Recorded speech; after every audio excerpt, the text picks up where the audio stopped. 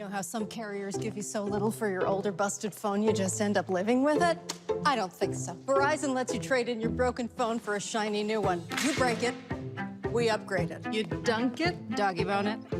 Slam it, wham it, strawberry jam it. We upgrade it. Get a 5G phone on us with select plans. Every customer, current, new, or business. Because everyone deserves better. And with plans starting at just $35, better costs less than you think. It's Thursday, December 2nd, 2021. I'm Monique Presley, sitting in for Roland, and here's what's coming up on Roland Martin Unfiltered, streaming live on the Black Star Network. Symone Sanders becomes the second high-profile exit from the Biden administration. We'll talk about what is being said about her departure. There's talk from House and Senate leaders about a government funding deal that will prevent another shutdown. A jury is close to being selected in the manslaughter trial of a former Minnesota police officer who fatally shot a black man during a traffic stop. Georgia Fort will have a live report from Brooklyn Center in Minnesota. It was a tense cross-examination of one of the key witnesses in the Jussie Smollett trial. An arrest is made in the murder of the wife of legendary music executive Clarence Avant. R. Kelly is facing more legal troubles. Some of Kelly's victims are suing him and his manager. Police officers are being held accountable. An Ohio cop is charged for killing a black man. An Arizona officer is fired for killing a man in a wheelchair. And the city of Seattle is shelling millions in the wrongful death of a pregnant black woman. It's National Crohn's and Colitis Awareness Week. We'll talk to a gastroenterologist who will let us know what symptoms we need to look for and how to make sure we're not being ignored by our doctors. And civil rights attorney Ben Crump was honored earlier today at a Florida school having a justice center named after him, which will honor and promote more black folks in the law biz. It's time to bring the funk on Roland Martin Unfiltered, streaming live on the Black Star Network. Let's go.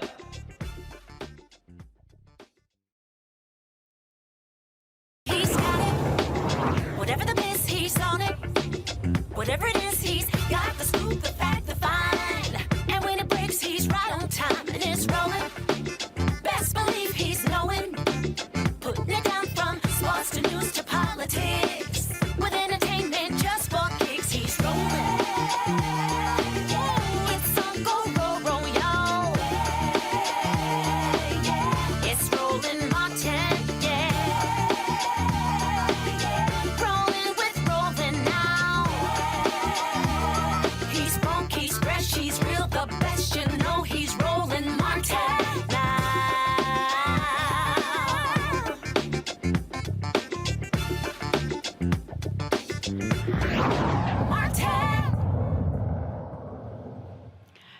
It's the second high-profile departure from Vice President Kamala Harris' administration. Chief spokesperson and senior advisor Symone Sanders will be leaving her post at the end of the year. Sanders worked on the campaign trail to get President Biden and Vice President Harris elected. She previously worked with the Bernie Sanders campaign when he campaigned for president. Symone Sanders did not provide a reason for her leaving in her farewell note to staff. Some political observers find it ironic Sanders' leaving came on the same day Stacey Abrams launched her campaign for Georgia governor. Communications Director Ashley Etienne left last month to pursue other opportunities. I want to welcome my panel, who I know has plenty to say about this and other matters. First, ladies first, Reese Colbert, welcome, founder of Black Women's Views. Hi there, Reese. Hey, Monique, looking good. Dr. Greg Carr, thank you, girl, thank you. Dr. Greg Carr, Department of Afro-American Studies at the Howard University, HU. Greetings, Dr. Greg. You know, good to see you, Monique. You're holding it down well. Thank you. And Faraji Muhammad, the one and only radio and TV host. Welcome, welcome, bro.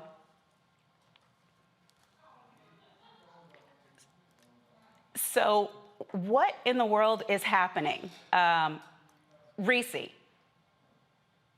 Well, I think this is much ado about nothing. I think Symone Sanders is incredibly talented and certainly in high demand in whatever she decides that she wants to pursue. She's had a very long, grueling last couple of years. The campaigns are relentless. They require a lot of travel, a lot of dedication, long nights. And then to turn around on the heels of a very hard-fought primary, the general election, and going to an even more grueling White House in which the vice president is under unprecedented scrutiny, I can understand why she's ready to move on. I think that Symone Sanders has a very positive and really collegial relationship with Vice President Kamala Harris. And so I just think that, you know, people come and people go. The White House is a very tough place to work. I don't think that there's any sense of it's too tough for her, but I just think that she's probably ready to move on to the next chapter. And so I wish her well. Well, and here's the thing, Reese, before I hear from our gentleman, the people in the White House make clear that they've known that she was going to be departing at the end of the year for over 2 months. So this was the plan, really, for her to stay through the first year of the administration, and then who knows what it is she's going to do next. I agree with you, whatever it is, she's going to be phenomenal in it. But I'm personally just sick of the any and everything that happens is a big deal if it is at all related to the Vice President of the United States.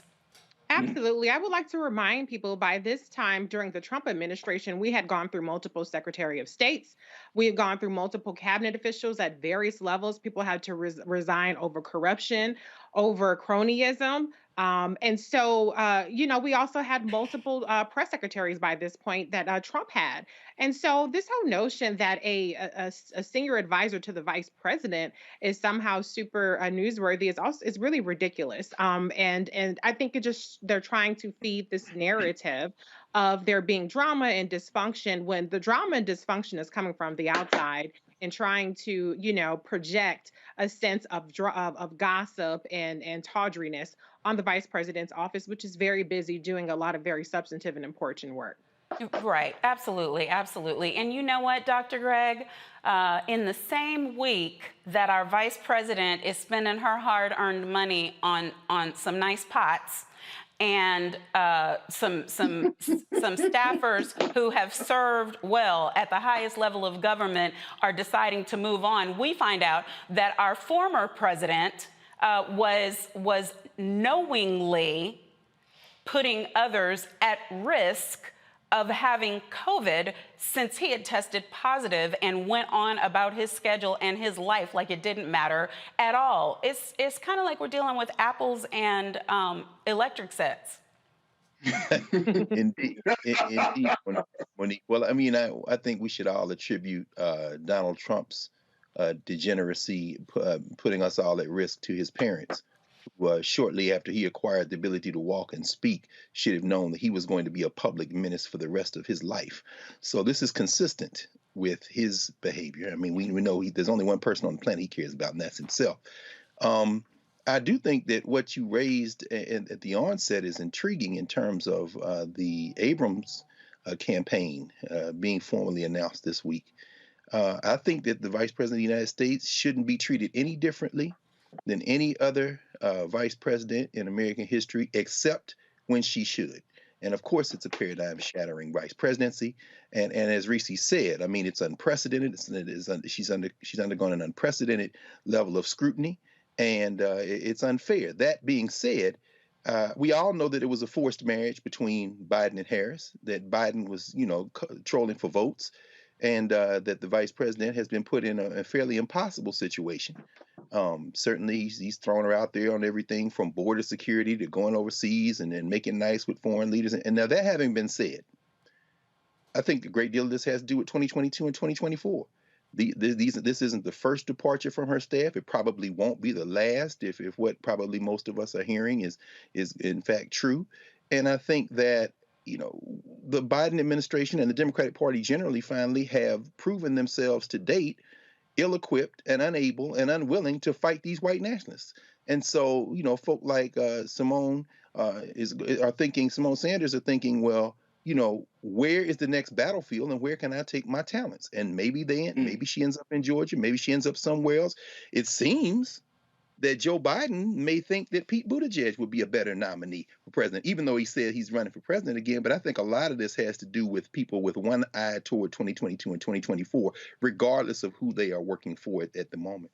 Mm-hmm. So where, Dr. Gregg, are you getting that it seems that Joe Biden may think Pete Buttigieg is a better nominee? What's the sourcing on that? Well, I mean, I just think if you look, I think basically it's the ability to read and write.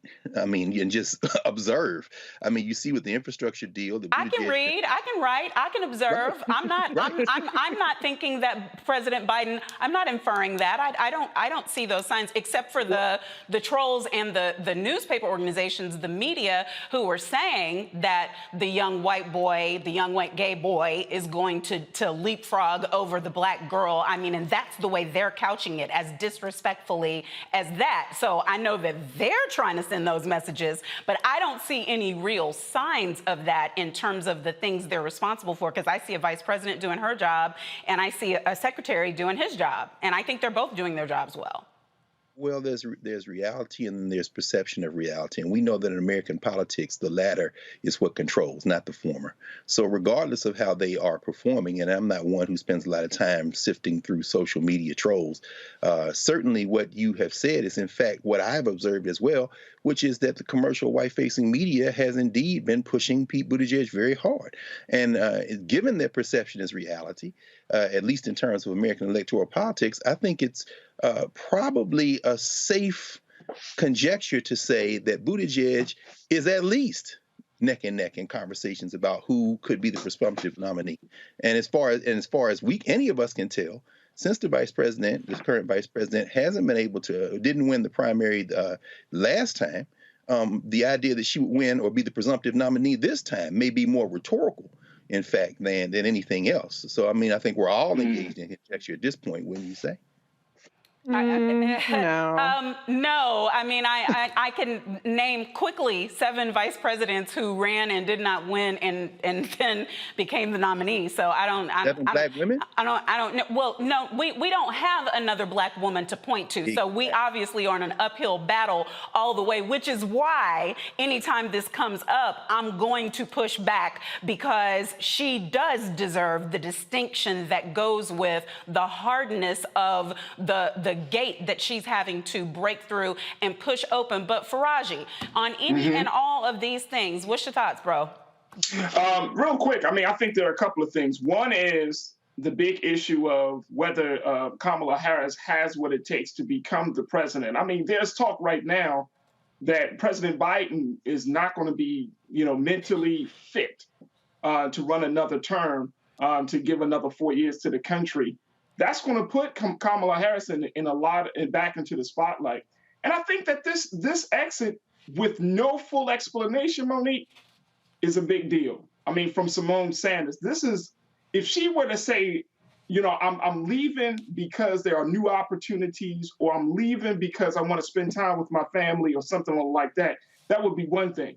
But for her to leave without any explanation, it opens the door for a lot of speculation. It opens the door for rumors and innuendos. It just opens the door for things that may not be true, but because of the optics of the situation, the timing of this departure, it doesn't bode well for the Democratic Party. Symone Sanders is a very bright sister. She has, I mean, of course, she knows she's worked with Kamala Harris. She knows she worked with Bernie Sanders. And I mean, she has the know-how, she has the knowledge, the experience, she has the network, the resources to really make some inroads for the Democratic Party. And so right now, it's not a good look. And especially when that conversation is like, we're going to leave at the end of the year. We're going into a major election year for the midterm elections in 22. You got one of the stars of the Democratic Party saying, I'm calling it quits. People are saying that the vice president's office is in quote unquote disarray. I mean, you got all of these things happening. So, I mean, I think this is a big deal. I really believe this is a very big deal. And I understand that some people might want to try to diminish it and downplay it. Say, oh, no, this just happens all the time, which it does. It really does. But the timing of everything is the thing that opens up the timing, and the fact that she didn't say exactly why she decided to leave. I think that's one of the big things that people are trying to figure out. Is if she has to be in front of her own story, she has to shape her own narrative. Otherwise, she's going to find herself being at the brunt end of other people's thoughts and speculation. Yep, I mean, and she's been around long enough to know that. So if she didn't say, it's because maybe she can't say. It's a job that's not public yet. I know there's all this hubbub going around about the disarray, but the article that was talking about the VP's office being in disarray had all these unnamed sources. So you know what? I'm not buying it. Kamala Harris was president for 90 minutes week before last. Nothing bad happened. I think she's the front runner. Next story: House and Senate lawmakers say they have agreed to avert, good news, a government shutdown until February 2022. Republican leaders in the Senate are still protesting President Biden's vaccine mandate. They are requesting the defunding of federal enforcement of the vaccine and testing politicians in exchange for a quick passage of the spending bill. The bill has to be approved by the House and Senate Friday by midnight to prevent the shutdown. Y'all, oh my God, to say that they cannot walk and chew gum and I don't even know if can't is appropriate. I think that the level of functioning that it would take to walk and chew gum is just not the messaging that they want out there right now. Because for the Republicans, it's just delay, deny, obstruct, delay, deny, obstruct. Reese, what is it that you think could happen that the Dems can do? Because everybody blames the Dems because the Dems are in majority. What could the Dems be doing to prevent the GOP from being certified fools right now? Absolutely nothing. The only thing that they can do is try to negotiate with the terrorists, Joe Manchin and Kristen Sinema, and try to get them on board with what needs to be done. The Republicans are fundamentally unserious, they're obstructionists, and they have a mandate from their base to fight these culture wars, be anti-vax, be anti, mandates and things of that nature. And so that's what they're going to continue to do. They're going to continue to basically try to dismantle the government and its functionality as opposed to propping it up. And so the Democrats really cannot take this seriously. It's absolutely absurd the things that they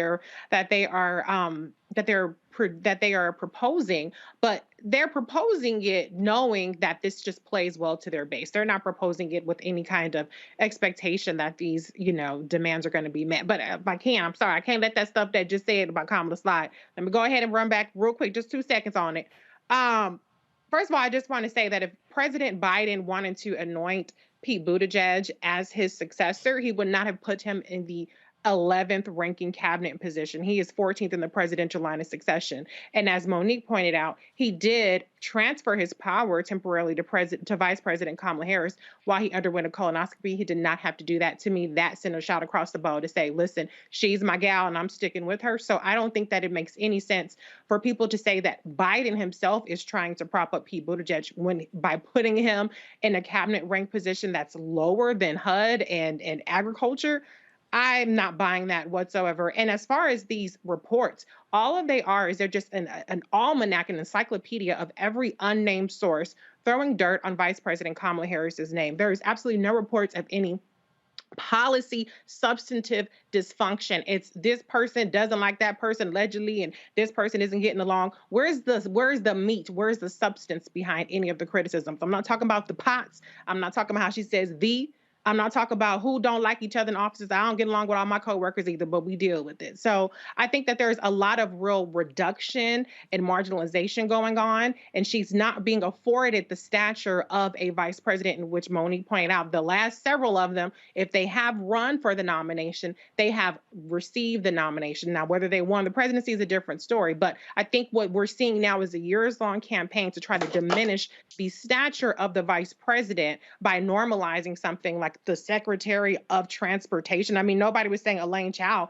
is going to run in 2020 for our primary Trump. So this is really absurd. And I'm with you, Monique. I don't think that on a Black platform, we should be regurgitating the kinds of attacks on the vice president. We're supposed to be better than. I'm not criticizing y'all for y'all opinions. You're entitled to it. But I think we should be pushing back on the narrative, and we can have that debate, but we should be pushing back on a narrative that reduces the vice president, that all of a sudden when a Black woman is in that role, the status quo is no longer the status quo. I don't think so. Come with some substantive policy disputes, which you can't, because the vice president don't actually dictate policy. She can only advocate for certain things, but she doesn't write executive actions, and she's not a senator to vote aside from casting tie-breaking votes. So last thing I'll say is, this is not about Biden wanting to diminish Vice President Kamala Harris. It's about an entire industry now that is bored and needs clicks. And obviously, Vice President Kamala Harris's name is the one that keeps getting clicks because these stories are recycled and regurgitated and ain't nothing new in there.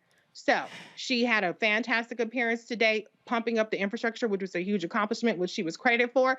I don't hear us talking about that. We're talking about Symone Sanders, a press secretary, a press assistant, which I think she's fantastic. I'm not diminishing her because I'm for a Black woman. However, she's not a household name. Nobody's going to the booth in 2022 and 2024 thinking about whether Symone Sanders left in December of 2020, whatever year we in at this point, 21, or if she made it the whole 4 years. Nobody is really pressed about that, except for the fact that they want to make drama with Vice President Kamala Harris, and that's all I got to say. Sorry. That was the longest 2 seconds. I know, but I had to get up. That was, I don't know which part. I think we started counting the 2 seconds maybe at the end because you were going to give us that good 10 minutes first, but you was talking so good till I wasn't going to cut you off. I wasn't going to cut you off. I'm not going to let the Kamala stuff slide. But I tried. I tried to handle it, but okay. Dr. Greg, I have a question because I'm back to the GOP and I'm back to the budget. I don't think we've ever left the GOP, quite frankly, but go ahead. No. I get and agree with the things Reese said in the beginning. That were responsive. 5 minutes. I agree with those things about the GOP and them not being serious-minded and them having this one agenda that appeals to the base, et cetera. But do you think that they are overplaying their hand on that? Because even though people are not getting it now, pretty soon this rollout on the infrastructure is going to be making millions of people's lives considerably better in many different areas. And I think even the slowest of the slow will figure out that the GOP was doing nothing but fighting it. Well, I mean, never underestimate the stupidity of the American voter. They did elect Donald Trump after all. And quite frankly, and certainly we saw with the signing of the most recent legislation, we saw the White Nationalist Party taking credit for it when in fact they all voted against it.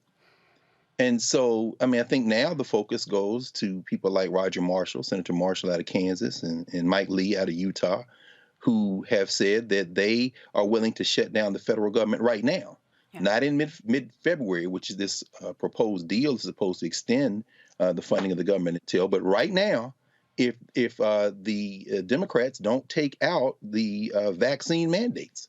These people have shown that they are willing to choose their whiteness over their lives. And, not to relitigate what we just talked about, but I certainly didn't have one critical word to say about Vice President Harris. In fact, what I said was that she should be treated exactly like every other vice president, except when she shouldn't. And when she shouldn't is because of her achievements. That certainly is not a criticism, but I'm saying that she is the vice president of the United States in an administration and a party that has shown that it is unwilling to fight these white nationalists. They won't take credit for their accomplishments in a propaganda war, because that's what we're dealing with. We're not dealing with people who are talking about policy in the way that we're talking about it. We're dealing with people that are dealing with images and dealing with gaslighting. And the White Nationalist Party has perfected their message, frankly. So it comes to this. They certainly will allow a House of Representatives to vote to extend the funding of the federal government because they don't have the numbers to stop it in the House. And then they will do what they have done, as Reese just said, every other time, obstruct in the Senate. And Lee and Marshall have already said, take those mandate vaccines out. And with Omicron, shout out to the South African scientists who discovered it as it came into South Africa from Europe. But as that Omicron virus continues, and now we're in the holiday seasons, they have shown that they are willing to put us all at risk. And if they are going to extend, let's say they vote, and it does continue the funding of the government till mid-February. What does mid-February do? It gets us past the holiday season, and it allows the government to run out of money just as the primaries are ramping up. They know exactly what they're doing. And Joe Biden knows too. As far as I'm concerned, Joe Biden has been cutting his own throat, which means all of our throats, and that would include the throat of the sitting vice president, by not fighting these people on the grounds they're fighting with. I don't give a damn if you talk to Mitch McConnell. Did you talk to Lee? Did you talk to Marshall? Because I'll tell you who did. McConnell. This is all theater. They're going to do what they've done every other time. Yeah. Right. No, and I understand. I think we're going to be betwixt and between budget and VP for a minute. I understand to the first part of what you said that you did not say anything negative about the vice president. I would just offer for your attention and for Brother Faraji's and for whoever else is watching right now, all y'all, it's more insidious than that. The plan to undermine the leadership of the first Black woman vice president is not a direct attack because they can't. They put out the they said and they think and disarray and shambles and uncertain and that it's a fait accompli that she's unelectable. They put all those things out there, and then we, if we are not vigilant, do their work in spreading it. So the reason why I pushed back and asked for sourcing is because I will not be their stool. Now, Faraji, thoughts? Yes. Yeah, real quick. I mean, I think a couple of things. One is, if you got a GOP that's willing to go to war about, funding the United States government, keeping the government running up and running over the next few months, and they're like, let's go to war because of this vaccine mandate. I mean, this is a very dangerous place for us to be in this country. This GOP party, and I'm with Dr. Carr on this, is that they played this political theater before. but it's getting to be very, very old because people don't, I mean, we can have these conversations. They can have those conversations in Congress as well. But when it comes down to it, it is the constituency, it is the American people that is going to determine how this country is going to move forward. And a lot of times we have these discussions and we really don't talk about, we say the people, but I'm saying that there is a level of dissatisfaction in this country that is going to just boil over. Yeah. People are tired. And I think going to the conversation about Vice President Harris, people want to see more. It's like there was, and I mean, y'all can fight me, y'all can debate me, but there was great disappointment with President Obama because it was under President Obama as we had all of these police killings and shootings that we didn't see enough. I mean, just strong bully pulpit style leadership where the president is saying, hey, this is not going to continue to happen on my watch.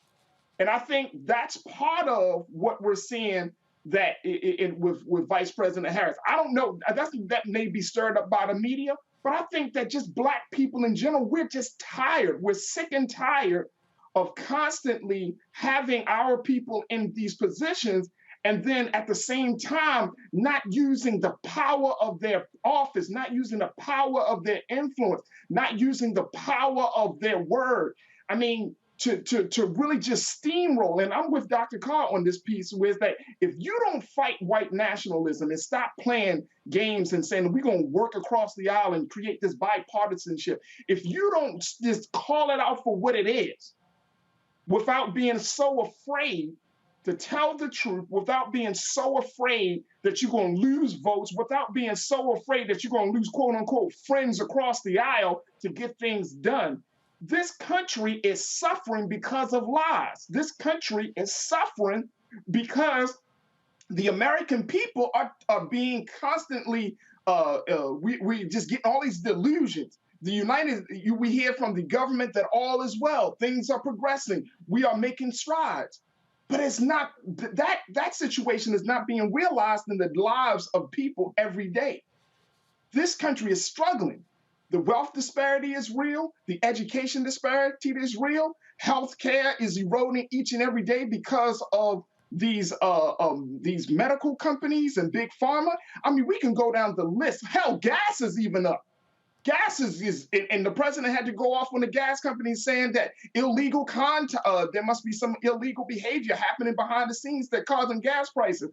The American people are tired. How long do you think that, I don't care whether you're talking about McConnell, Marshall, whoever, how long do the people that represent us, quote unquote, how long do you think do they really think about us to the point where they say, you know what, if we don't start doing something different, they may rise up against us. That's the thing. Okay, well, we're in that place right now, I would invite anybody who wants to know exactly what the current administration is doing to go to whitehouse.gov and to check there under the releases. And it starts with the very first day of the administration and says every single thing was passed, every executive order, most of the major meetings, all the readouts. It's all there for you to see for yourself so you can know at least what's being attempted, what's being considered, and what's being done. Me personally, though, Faraji, am not yet tired of having Black folks in these offices. We've only had one Black president, and now we have one Black vice president. So, I mean, we ought to at least get a few more before we just go back to electing white folks. But we've got to take a break. So coming up, we will get the latest from the Brooklyn Center, Minnesota, where former police officer Kimberly Potter is on trial for killing Dante Wright during a traffic stop. Journalist Georgia Fort has been in court during jury selection. And later, he's synonymous with social justice. That's why a Florida law school created the Ben Crump Social Justice Center. But first, we have some bills to pay. You're watching Roland Martin Unfiltered on the Black Star Network. We'll be right back.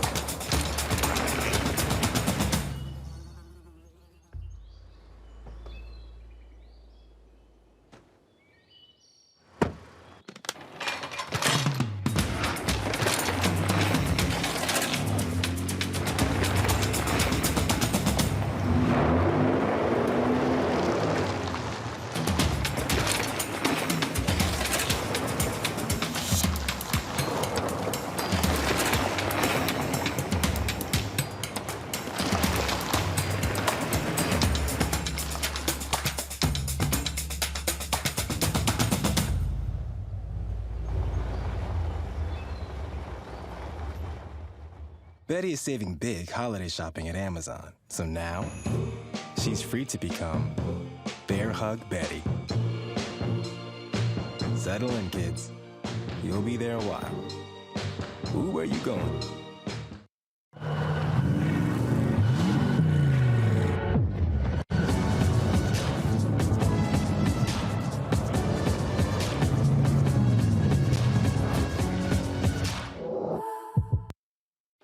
Hey, I'm Antonique Smith. Hey, I'm Arnaz J. Hi, this is Cheryl Lee Ralph, and you are watching Roland Martin, Unfiltered.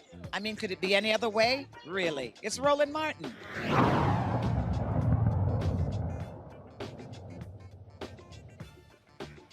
A jury is close to being seated in the trial of Kim Potter, the former police officer who killed Dante Wright during a traffic stop back in April.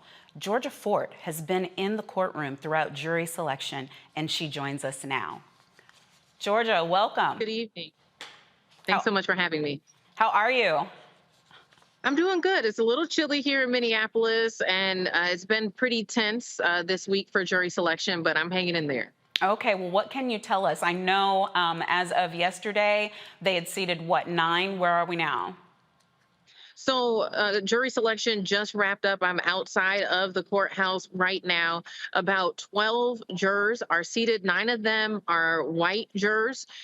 We have 2 Asian women who are seated on this jury so far and 1 Black woman. So there's 2 more seats that need to be filled for alternate seats in case anybody among those 12 ends up sick or can't make it, gets COVID. They want to make sure that they have 14 jurors seated.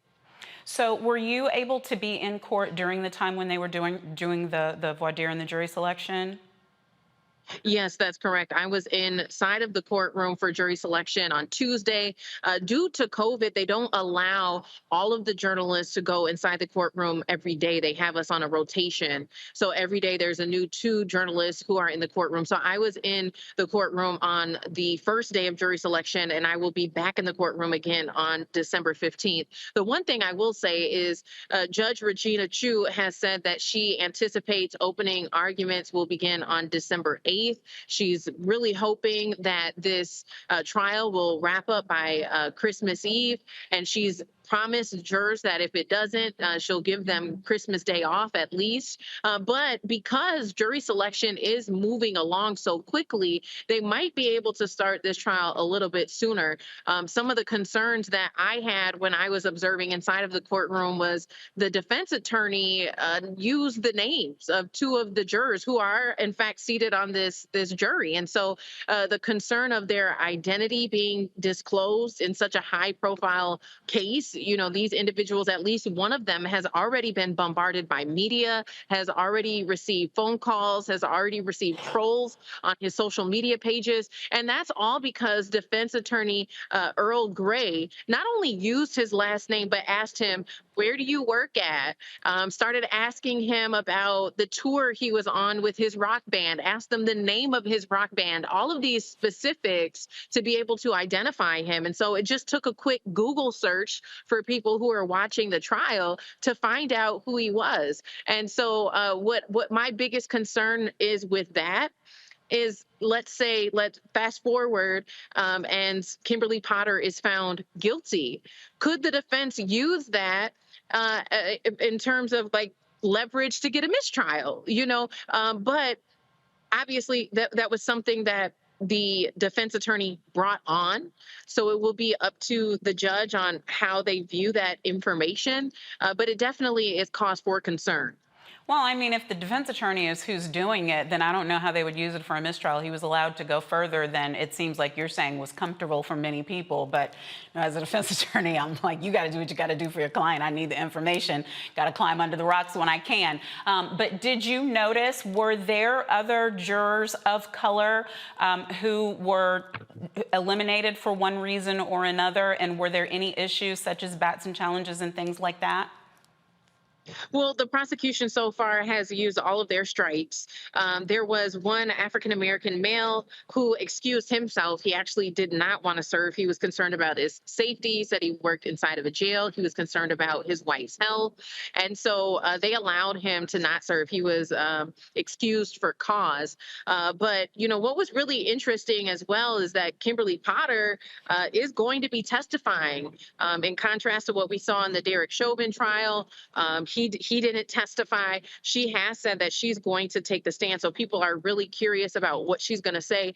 Another thing that came up a lot, if you were following along with the jury selection, is just how polarized people's answers are. The jury questionnaire, there's 80 questions on there. It's several pages, but some of those questions include: how favorable are you of Black Lives Matter? How favorable are you of Blue Lives Matter? And so you get people, jurors, potential jurors, who are up there who are attacking Daunte Wright's character. They're assassinating his character as though he's the one who is on trial. And so that was especially hard to listen to. You have individuals who get up there and well, I read this, I heard, you know, he was involved in a shooting, all of these negative comments, and they're saying that that causes them to be impartial, and that they would have to consider that information while judging the criminal act that Kimberly Potter is charged with. So, you know, there's so many layers, but a lot of those racial undertones are already surfacing, and the trial hasn't even started yet. This is just jury selection. So what is the climate like outside of the courthouse? Are you seeing people who are making their voices heard? Oh, absolutely. We did on the first day. However, tonight is pretty quiet, and I think a lot of that has to do with what happened on the first day. As soon as I stepped outside of the courtroom, there was a pretty large protest out here, hundreds of people in the streets, and shortly after I stepped out of the courtroom, there was a vehicle that just drove straight into the crowd. As of now, we're not hearing of any injuries being reported, but the Minneapolis Police Department has responded because individuals got his driver's license plate number, passed it off to authorities, and police say that they're not even going to bother looking for him because the protest was not a permitted protest. And so when you think about this happening here in Minneapolis, which was the epicenter of a global uprising for police accountability, and then this happening also 2 weeks after Rittenhouse was found not guilty, and everybody was saying that the not guilty verdict in the Rittenhouse trial was going to be a signal to all of these white supremacists and encourage them really to attack Black Lives Matter protests. And so, you know, to see that happen on the first day of jury selection was really frightening, to say the least. And so I'm kind of not shocked that not a lot of people are out here because they're concerned for their own safety. And I even believe if there is a clip, I would like to show the viewers today just how horrifying that experience was for protesters on Tuesday. Yeah. And we're rolling it right now, so they're seeing it as you speak. Absolutely. Well, we really appreciate the work that you're doing and keeping us minute by minute up on everything that's going on in the trial. Thanks so much for joining us with the update. Thank you. Thank you. It is time for a quick break. Roland Martin Unfiltered will be right back. You're watching the Black Star Network. Stay tuned.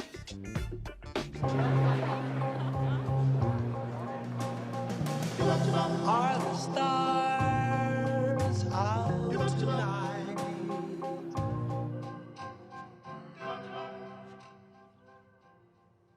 Alexa, play our favorite song again. Okay. I only have eyes for you. Oh, that spin class was brutal. Well, you can try using the Buick's massaging seat. Ooh, yeah, that's nice. Can I use Apple CarPlay to put some music on? Sure. It's wireless. Pick something we all like. Okay, hold on. What's your Buick's Wi-Fi password? Buick Envision 2021. Oh, you should pick something stronger. That's really predictable. That's a really tight spot. Don't worry. I used to hate parallel parking. Me too. Hey.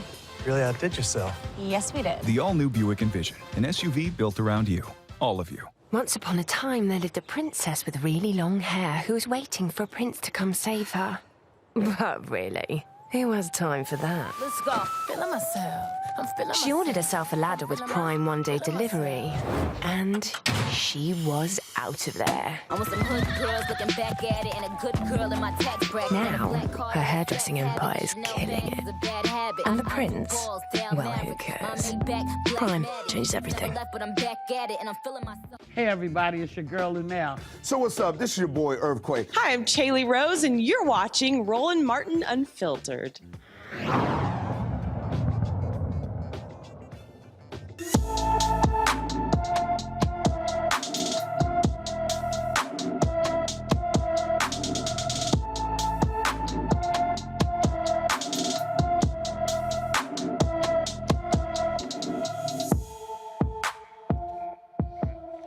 24-year-old Nikayla Williams disappeared from her Indianapolis, Indiana home on November 9th, 2021.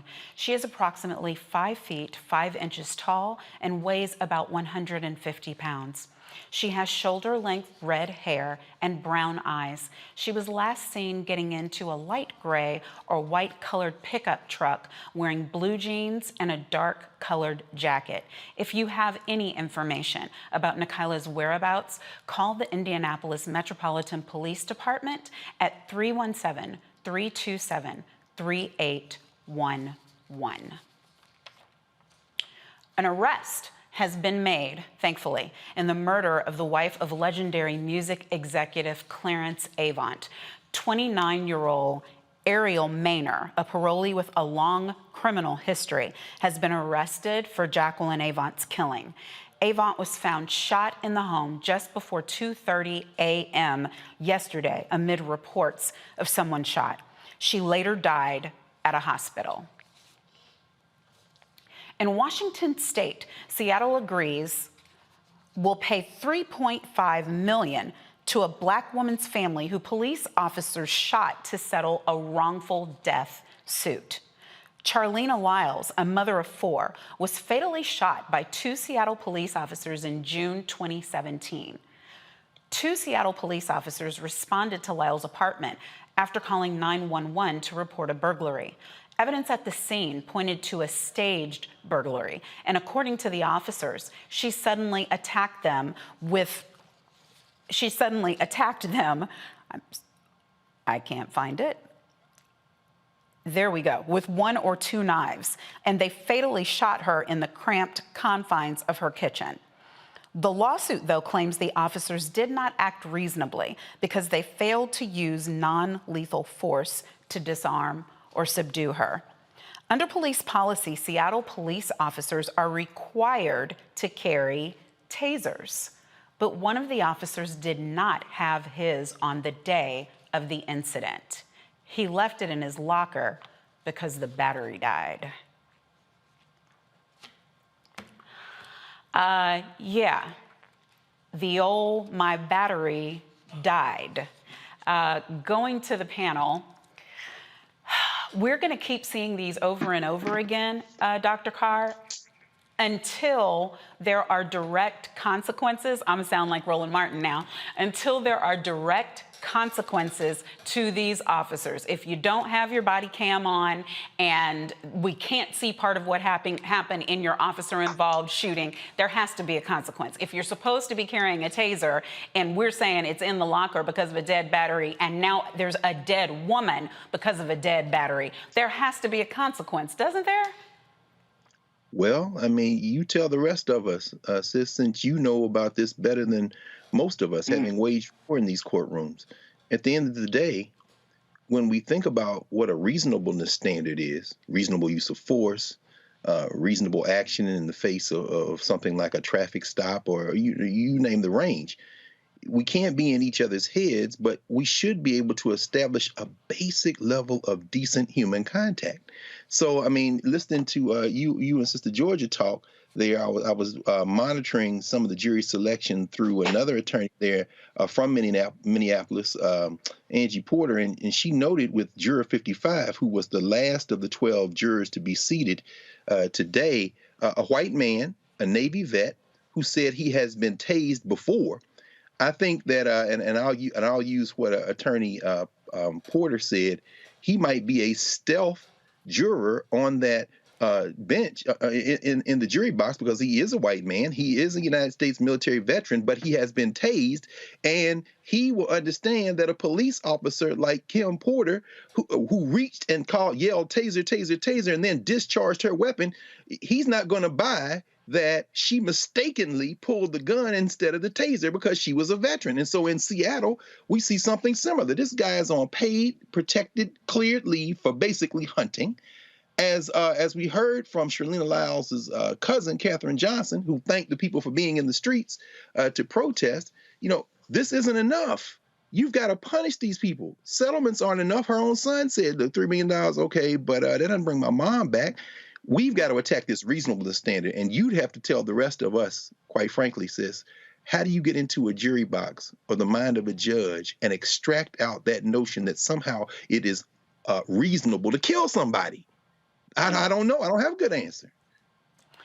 Right. Well, I mean, but Greg, you're not saying that there aren't any circumstances in which deadly force is necessary? I'm saying anytime we live in a country where you can strike jurors, and there was a Batson challenge today for a young Asian American potential juror who was a law student. And we both know that law students typically don't get on juries, but the Batson challenge was based on her race. And there are apparently 2 other Asian Americans who are on the jury, so that first prong wasn't satisfied. But what I am saying is that you shouldn't answer a jury questionnaire and be struck from a jury for cause simply because you said that you attended a protest against police brutality, or you said something like, I think there are situations where the police are wrong. How does that become prejudicial except in a society where the police cannot be wrong as almost as a matter of law? And I think that is what we have to address. I'm not saying it's never warranted, of course not, but I'm saying that the presumption is when they shoot that it's a good shoot. And the rebut to that presumption is so almost astronomically impossible a standard to meet that it creates the situation where the police are converted into hunters. And I don't know how we deal with that as a matter of the legal universe, not case by case examples, but the structural notion of policing in this country. Mm-hmm. Yeah, well, I mean, there are going to have to be some codified changes in the law for us to get any real progress on that. You are absolutely right.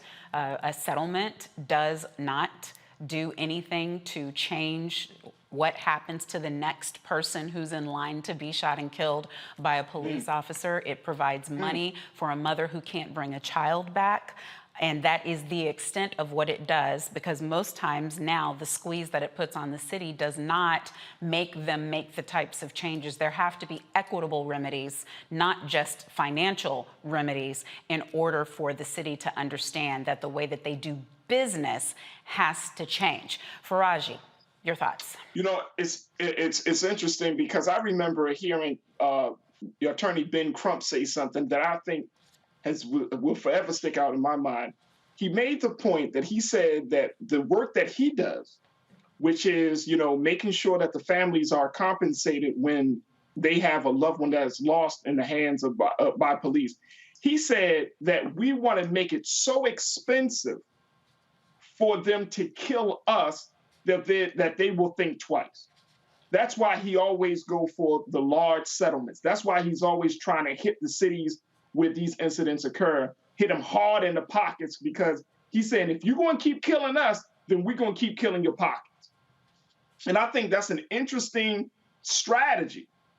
But I think that also, though, based upon the conversation you just had with Dr. Carr, I think that it's also important that in this case of Sister Charlene Lyles, that we have a discussion about mental health, that we really do have something there where a mental health I can't think of the word, but there has to be some additional training of some sort where police are just take a quick moment and pause. And I know that the police say that in this particular case, that the sister Charlena had 1 or 2 knives and all of those things. But you got to take a quick pause before you just jump into action and start shooting and killing people. But it does not erase the fact that, yes, okay, this family got $3.5 million, and it might hit the department a little bit, but we have to find the balance between hitting them, killing them in their pockets, but also getting verifiable justice. And Monique, by you being the attorney that you are, you know it. Like if a police officer doesn't have their body cam on, if a police officer makes those certain type of decisions, rash decisions in a short period of time, there has to be consequences for that. And I think that the larger conversation about making sure that police officers are held accountable, not just from a city or civil servant perspective, but also held accountable personally, that conversation needs to move forward. Because then, okay, let's combine what Ben Crump said and what's happening right now. If we're going to hit the departments in the pockets, maybe we need to hit these officers in their personal assets. And then they'll think twice, because they might lose their home. They might lose their car. Their children may not be able to go to college. Something has to be disrupted on that end in order for us to start seeing some real justice, because all we're getting is just disruption on our end, and the scales of justice are already imbalanced. You know what, Reese? There was this thing, because I hear Faraji, I hear Dr. Greg, and Faraji's talking without naming it about qualified immunity and how we need to get rid of it so that there's some personal liability for the officers. I hear Dr. Greg and Faraji saying that there needs to be consequences and accountability for these officers that go beyond what we can do by hitting them in their pockets. And I'm saying that we need codified laws. Reese, there was this piece of legislation. It was called the George Floyd Justice in Policing Act. And amazingly, it had all of these provisions and more in it. Whatever happened to that? Well, you're absolutely right, Monique. What happened? I hear more people talk about it now than when last year, when people were focused on the kente cloth and the kneeling and making a mockery out of it, when there was momentum or people were out in the streets, and we really probably could have pushed for what we were trying to get to. Maybe we wouldn't have gotten 100% of the provisions, but there was some momentum and a little bit of an appetite there, even from Trump. I'm not giving him credit, but even from Trump, to get something done. And that momentum was squandered. And now we see Black Lives Matter actually has lower approval ratings than it did before the George Floyd and Breonna Taylor and Ahmaud Arbery protests, the so-called racial reckoning that we have now. We have a racial reversal back to where we were before the reckoning. And so, unfortunately, this is going to have to be fought at the local level, at the state level, because I don't think we're going to make any progress at the federal level for that. But the thing that just trips me out, we've talked about multiple stories of Black people being killed by the police in the same week where we had a mass shooter apprehended alive. He has a mugshot. He's not a hashtag. He doesn't have a body bag. His family's not planning a funeral. They at trial court looking for his arraignment. How is it that you can bring home, apprehend mass shooters, white men who are highly weaponed, who have automatic rifles, who have just killed and shot multiple people, but a woman who calls for help, because Charlotte Lyles called for help for a burglary, and she was the one who ended up dead. Was it one knife or was it 2 knives? You shooting and you don't even know how many wives that you have, how many knives a person has. The police expect perfection from people seeking their help, the people they're supposed to preserve and protect, but they get all the latitude. The law gives them all the latitude to make mistakes. Oh, well, he thought it was necessary, thought it was reasonable. He thought he was in fear. there's no margin for the people on the other side of that police gun. And that is what we have to change, because the police should be held to a higher standard than a person who maybe they have mental issues or whatever the situation they're going with. Even if they are in the commission of committing a crime, if they do not pose a lethal danger to you, you should have a higher standard than what the police are being held to. That is the biggest problem that we're having with the way that police are operating. They have all the latitude, the victims do not. And don't you Can I just jump? I'm sorry. Go ahead. Can I Go just ahead. add something to that real quick? And I think Reese is absolutely on point about that higher standard. But you know what? I think that comes to bringing in people of higher caliber, people that want to serve. I mean, if you look at these departments across the cities of the United States, here in Baltimore, for example, only 40% of the police in Baltimore are actually from Baltimore. 60% are from out of state, And so when you have a police department that is, have all of these different people coming in, and I don't know what the interview was like when somebody says, I want to become a police officer. I don't know what type of questions are being asked, but one thing's for sure, the main question is, do you have have you ever worked in an environment like this before? Share with us some of your concerns. And I mean, you can formulate questions to get to a person's implicit bias. You can formulate questions to understand their prejudices, to understand that if this person goes out into the street, they're going to either be a problem or they're going to be an asset for the department. I mean, look, you know that from the very beginning.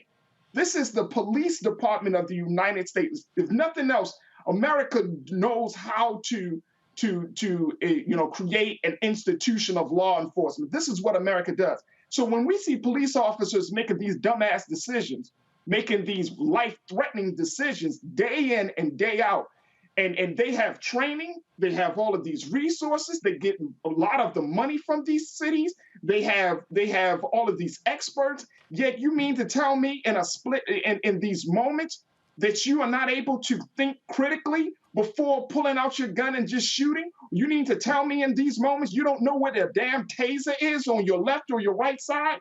I mean, come on. You need to tell me that you don't know that it's not your house that you're walking into, and then you're going to shoot somebody who's sitting on the couch of their own home? I mean, this is not rocket science. This is just this is a person problem. This is not a training problem. I hear you. Well, I mean, it's both. It can be both, because poor training can make for more poor decisions. But when you talk about implicit bias, when you talk about sensitivity training, I'm not going to let it go. When you talk about officers' records where they can't go from one jurisdiction where they had misconduct and go easily to another jurisdiction, when you talk about no-knock warrants, like what happened with Breonna Taylor, it was all in the bill. So my question, Dr. Carr, is this. Why is it that when this legislation was out there and we had Senator Booker on one side and we had Senator Scott and Senator Graham on the other side, and we had Congresswoman Sheila Jackson Lee, who was assisting, and we had Schumer saying we're going to get it done, why didn't we hear from us, the people who have to get the message to our folks so that we can stay out there on the street, so we can stay calling our congresspeople and our senators? Because to me, I think that is what is lacking. I think that there's work that people are trying to get done on the Hill, and then when the noise stops, the Republicans come in and tell lies like there's going to be increased crime, the police unions don't want it. It was all lies, and it just disappears, and they move on to the next most pressing thing. Don't we have an obligation, Dr. Carr, when there are things that are good for our people, to actually give them the information? We do, of course. And that, of course, is one of the reasons we have the Black Star Network, and Roland has built that, and we're having this conversation. And we all know, we know that what you've posed is largely, in some ways, a rhetorical question. We know we have that obligation. Of course we do. But one of the most difficult things that we have to grapple with, or not, we probably won't grapple with it because that requires a deeper understanding of history, is that this isn't a nation. I say that, and sometimes people have a visceral reaction to that. But by nation, a nation is a country where people have a common set of memories, not only a common language, but a common kind of cultural grounding. And that simply isn't the case. This is a settler state, and it has been at war with itself since the beginning. And when it comes to our people, the children of those who have been enslaved, we have a perspective that is very different. I was reading something this morning in the New York Times, a roundtable about the Mississippi abortion case that was argued yesterday before the Supreme Court. And one of the white women writers in the New York Times said, this will be the first time in my life, if and when, and I think it is a matter of when, they overturn Roe versus Wade, that I, as a white woman, will have lost rights. I will have diminished rights. Yeah. She said, this is in no way comparing, I can't compare myself to Black people in this country, but for the first time, I will experience something that Black people have always experienced in this country. And I think in her making that point, it reveals something that is part of the answer to your question. Until we understand that this is zero-sum warfare, we're not going to make much progress. The argument over the filibuster, every time I hear somebody say the American people, I just start laughing. There is no such thing. The White Nationalist Party, and I include in that white nationalist adjacents like Tim Scott, have made a blood oath vow in the federal legislature. We don't give a damn. And instead of reacting to that, the Democratic Party, by saying we will now abandon a rule that is a Senate rule, not in the Constitution, the filibuster, and make you pass this legislation, the Democratic Party in this country, which makes them, as far as I'm concerned, soft white nationalists as a party, have conceded this war. And guess who's going to be shot in the streets as a result of even an incremental bill like the George Floyd Justice Policing Act? We are. So the answer to your question is we can only continue to do what we're doing and continue to push. But I think we have to be a lot more clear and a lot more honest with our people to help them understand that there is no such thing as the American people. And we are on our own in so many of these policy wars. And we need to stop supporting people who are going to pretend as if there are rules when there aren't any rules in this. This is a street fight, and it's been one for 300 years. Right, and I don't disagree with you. I just don't know what the benefit would be to all of the Black people who are members of the Democratic Party to not push the Democratic Party from within to do the things that you just said need to be done. I mean, we can say that we are on our own, but to me that is also like saying we are not going to get anything done because the things that need to get done cannot get done with us on our own. If we are warring just by ourselves, that is a losing proposition. So I don't know where our alliances are, I guess, because and I understand that the Democratic leadership, right, is largely white, with one huge exception in our vice president. But the people, those of us who are Democrats, and then the larger population who go and vote as Democrats, to me, just really have to require a level of accountability that maybe we don't even know we are entitled to, that we actually do have inalienable rights that we are supposed to be able to place a demand based on. And that is what I don't see. I don't think we can just say ditch it all because they're bad over here and they're bad over there and we got to figure it out on our own. I don't know how that works. Well, let me be clear. That's certainly not what I'm saying.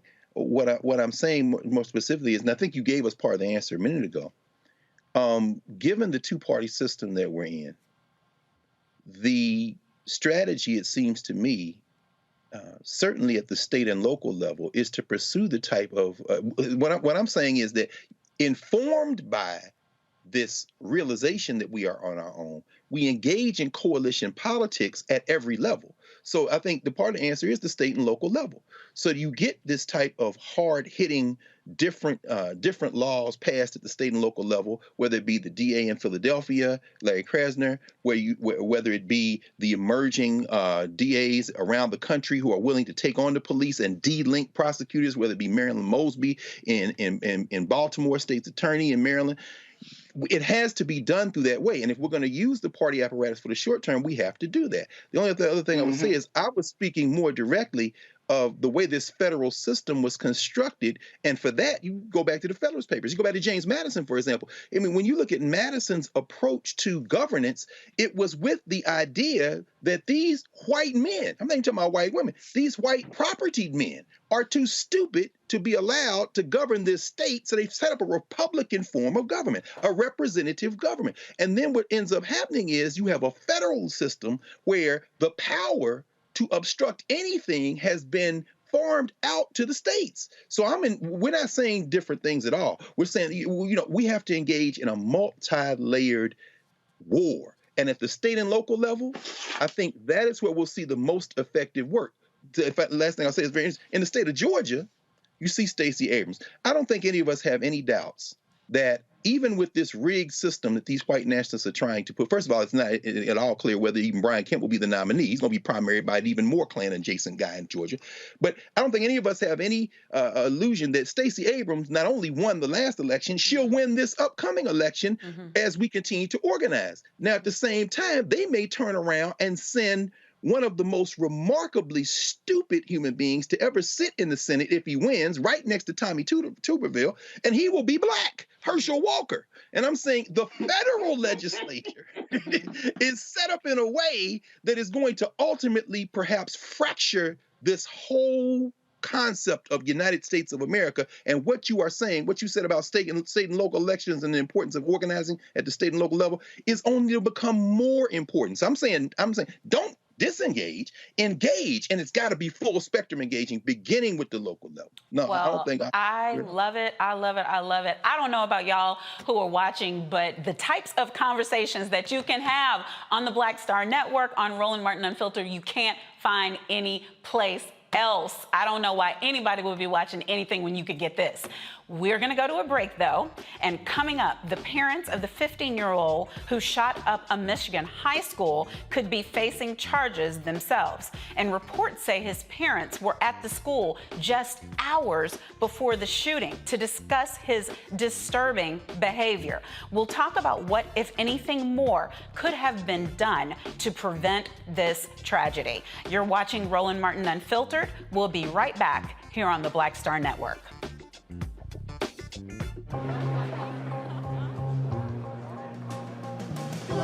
Are the stars out tonight?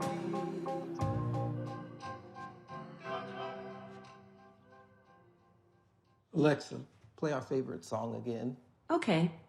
I only have eyes for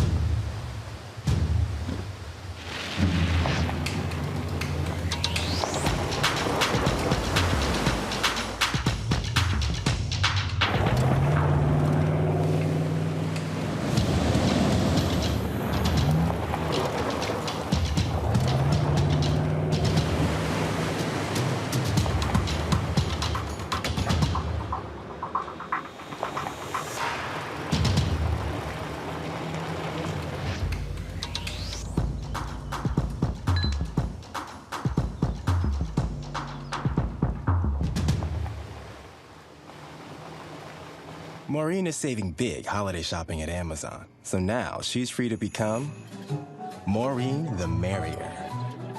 Food is her love language, and she really loves her grandson. Like, really loves. It's Kim Whitley. Yo, what's up? This your boy Ice Cube. Hey, yo, Peace World. What's going on? It's the Love King of R&B, Raheem Devon, and you're watching Roland Martin Unfiltered.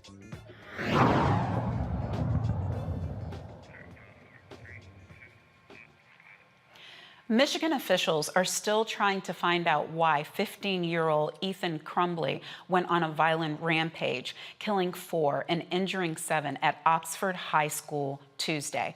Crumbley, charged as an adult, is facing several charges of terrorism, murder, assault, and possession of a firearm in the commission of a felony. The school administrators met with Crumbley's parents about what his teachers described as disturbing behavior Monday and Tuesday, just hours before the shooting. Evidence from Ethan's journal, cell phone, and social media posts have investigators believing the shooting was a premeditated plan. Video taken the night before the attack shows Crumbley talking about shooting and killing his peers at school. He also boasted about the new gun his dad purchased, which he used during the shooting. There are also reports of an alleged countdown to the shooting and references to the devil on his now deleted media account. The question lies, could this tragedy have been prevented? Reese, I'm gonna let you answer that question, but I'm gonna say what I think I have said on this show at least 11,000 times. Until the US government acknowledges that there is a real problem with white males between the ages of now 14, 15, and 33, it's not gonna stop. Right. And I said this earlier today on Clay Kane Show, I'll say it again, believe white men. When they tell you that they're going to shoot up a school, when they tell you that they devil worshiping or whatever demonic stuff that he was into, believe them.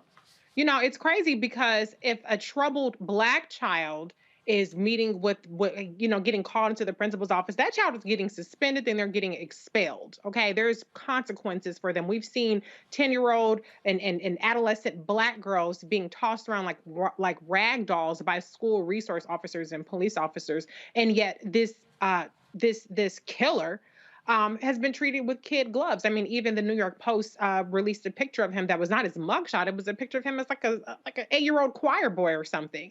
And so we need to stop treating white male rage with kid gloves. We need to stop calling it economic anxiety. We need to stop calling it, these different euphemisms where we talk about their we play into their culture wars by having the conversations on their terms on things like critical race theory, et cetera, et cetera.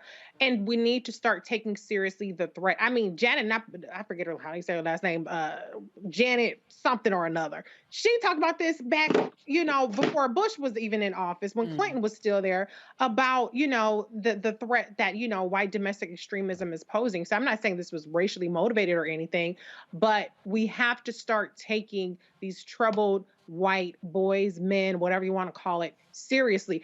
All that energy that people put into over policing and oppressing and putting Black kids and brown kids in this school to prison pipeline. I'm not saying you do the same thing with white kids, but I'm saying don't let them off so easily because they're the ones out there shooting up these schools. Right, absolutely, agreed. And the thing is, Faraji, they don't just drop in out of the sky at 14, 15, mad as hell. They are being raised, something closer that looks like raised. They were once babies and then toddlers before they work their way into all of this rage, and they are being affected by outside influences, not just, I'm not totally, I think parents probably do have a responsibility in this case, but it's not just that. We're seeing how they are being indoctrinated and conditioned through the dark web and through all of these outside sources. What is it that needs to be done to run down these rabbit holes and stop it? I mean, I think there are a few things at play here, Monique. One is just the point that you were making. When you see a child 15 years old who decides to go up into school and he's going to start shooting and killing people, the first thing I would look at as an investigator is looking at the parents. What's going on inside the home, right? Because the home serves as the base of a child's understanding about the world and themselves. So that's the first thing. So I think that conversation about parents and responsibility, no parent, we can say, oh no, we would never raise our children to be killers.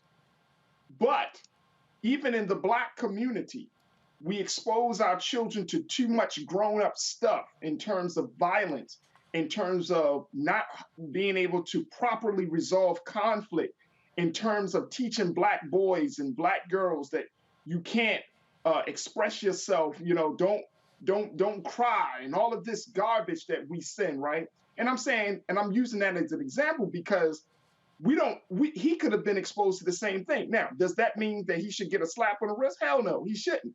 Because at 15 years old, a baby knows the difference between right and wrong. So by the time you get to 15, you know what you're about to do is either right or wrong. Going up into a school and shooting people, that unless you are a sociopath, then your brain should register and say, you know what, this may not be a great idea. So when we have that conversation, but I also want to have the discussion about the fact that this is not just about guns. Please, let's not make this about guns, because we know white media often says, uses that excuse. Well, access to guns, the gun policies, gun laws needs to be stricter. Don't they? That's not the don't they? Yeah. I mean, yes, but at the same time, I mean, are they wrong? I'm just checking. No, I'm not saying it's wrong, but this kid didn't get the gun off the street. He got it from his parents, who for some reason did not teach him certain things. Now, again, we don't know if this child is a sociopath or psychopath. What we can only speculate. But the point is that let's not let's not get away from the simple fact that he made a choice. This child, just like Rittenhouse, just like all of the other white males that go into, that's a mind thing. And Dr. Carr, I'm sure you can attest to the fact that we see this all the time. And what we're seeing right now is that we're seeing white men and boys who are feeling threatened, who feel like they're losing power, are losing their minds right now. You can take it from President Trump all the way down to this joker. They'll feel like they're losing their minds right now. And so how do they handle that? They only handle that by, I'm gonna shoot and kill somebody. And that's the part of the conversation that we don't want to really have, because we don't really believe that an individual can think like that. But guess what? It happens every day in the Black community too. When you got Black people who say, man, I'm just going to do me. And next thing you know, we shooting and killing each other.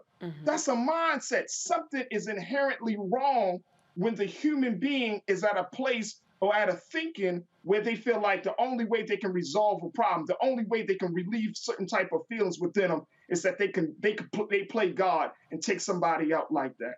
Yeah, I hear you. I agree with you. The only pin, if I had to put a pin in it to make a point, that the separation for us, where we got crazy and depraved and psychopathic and homicidal people here, the same way they are everywhere else in the world. The difference is that we are weaponized differently to be able to do something about it. So I don't think that we can ignore the gun conversation while we're having the conversation about the state of our mental health. Dr. Greg, but I got to keep moving. I got a question for Dr. Greg, because he's my. There's a culture of violence in this country that we haven't fully embraced. I hear you. America loves violence. I hear you. That's why. But I'm still going to Dr. Greg. I hear you, and I'm going to Dr. Greg. Okay. Because I need my senior scholar, because I'm just asking you this question, frankly, Greg, because I want to know your answer. I just want to know what you think about it. And I got my little introductory quick 3 sentences about it before I ask you the question. You have to be 18 to be able to vote, right? And you got to be 21 to be able to drink. Yep. you gotta be 18, sometimes 21, and to be able to serve police officer, military, etc. You have to be 18 and over to be able to drive on your own. And the reason why they make these limits, these minimums on age, is because the brain in the adolescent is not fully developed for them to be able to make the mature decisions that are necessary to handle those types of responsibilities. So, my question then is, do you agree or disagree with teens that are 14 and 15 being charged and tried as adults, such as in this case? No, I disagree. Of course, for the reasons you said. And I think it's a I love you, seamless. Dr. Greg. Yes. What? Okay. No, I mean, you laid it No, out. it's brave. It's brave and it's bold, because sometimes we fight for the black boys and we don't want them to be tried. And then the white boys come and do this stuff and we're like, throw them under the jail, give them the electric chair. And I'm like, come on, people. What's the policy and what do we believe in? Go ahead. I'm sorry. I'm excited. No. Please don't apologize, because I think this is the challenge we have. Again, there is no such thing as an abstract human being. And so that's why I think the conversation we're having, Reese and Faraji and me and you, it's all part of a seamless whole. And I agree, Faraji, what you said. There's a culture of violence. So this isn't happening worldwide. The United States is a gunfighter nation. In other words, the things we worship are violent. Whether it be football, whether it be every movie, every television show, damn near everybody interviewed on Roland Martin Unfiltered with a new TV show on here. If you take 50 Cent out of the rotation, it stars all the violence. I mean, in other words, we worship it. We worship the gun. Now, so at the same time, but race plays a role. Remember, I'm sure we both remember this, sitting in our constitutional law class, and we had to read Milliken versus Bradley.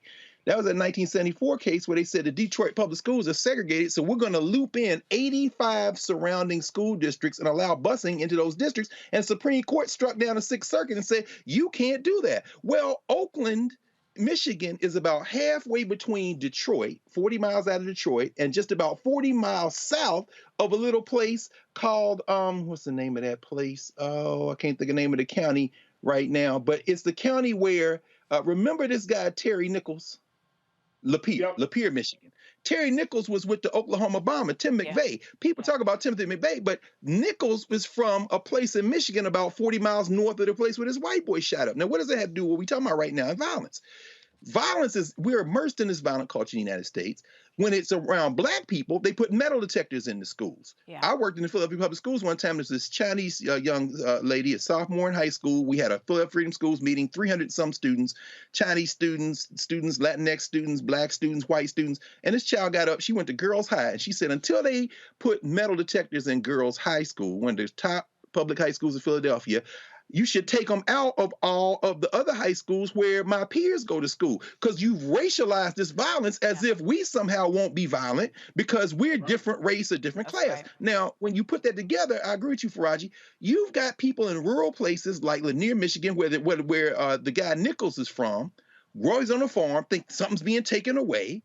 You've got in Detroit kids who are being, assaulting each other, fighting each other, but they're not bringing it to the schools in the same way. And then you got this white boy who feels like probably something's being taken away from him, but he's in an environment where they allow you to take a gun to school, not because they knew about it, but because they put nothing in place to prevent it. Yeah. So if we're not going to charge him with the death penalty, we shouldn't charge anybody as an adult. We shouldn't charge anybody else as an adult, but we have to address the fact that in this country, which isn't a nation, people have retreated to their corners based in race-stoked fear that has been further weaponized by allowing white children to get away literally with murder, while black children are treated as suspects when they've done nothing except be walking around. The rules aren't the same. So I think that's the ambiguity where we can say no 14-year-old should be charged as an adult, but when you put race, culture, and reality in it, it isn't this abstract 14-year-old. It almost has to be applied differently depending on circumstances. Right. Well, and they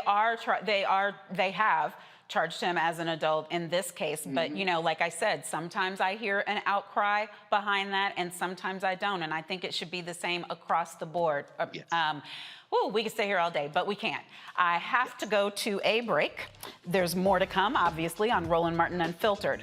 Millions of Americans live with Crohn's disease or colitis, and these incurable diseases impact even more family members, friends, co-workers, and others. Coming up, we'll talk to a gastroenterologist who will let us know what symptoms we need to look out for and how to make sure we are not being ignored by our doctors. But first, a quick break from our sponsors, Nissan and Amazon. Stay with us. You're watching Roland Martin Unfiltered on the Black Star Network.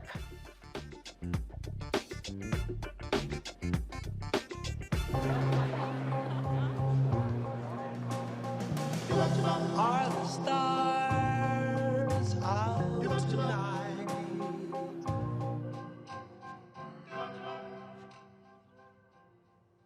Alexa, play our favorite song again. Okay. I only have eyes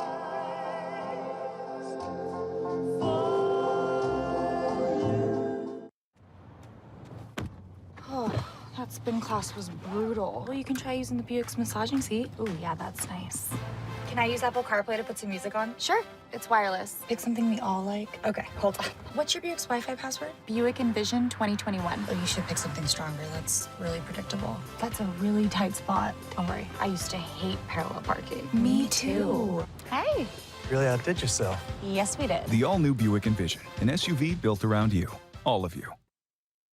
Once upon a time, there lived a princess with really long hair who was waiting for a prince to come save her. But really, who has time for that? Let's go. Feeling myself. I'm feeling She ordered herself a ladder with Prime one-day delivery, and she was out of there. I want some hood girls looking back at it and a good girl in my tax bracket. Now, her hairdressing empire is killing it. And the prince? Well, who cares? Prime changes everything. But I'm back at it and I'm feeling myself.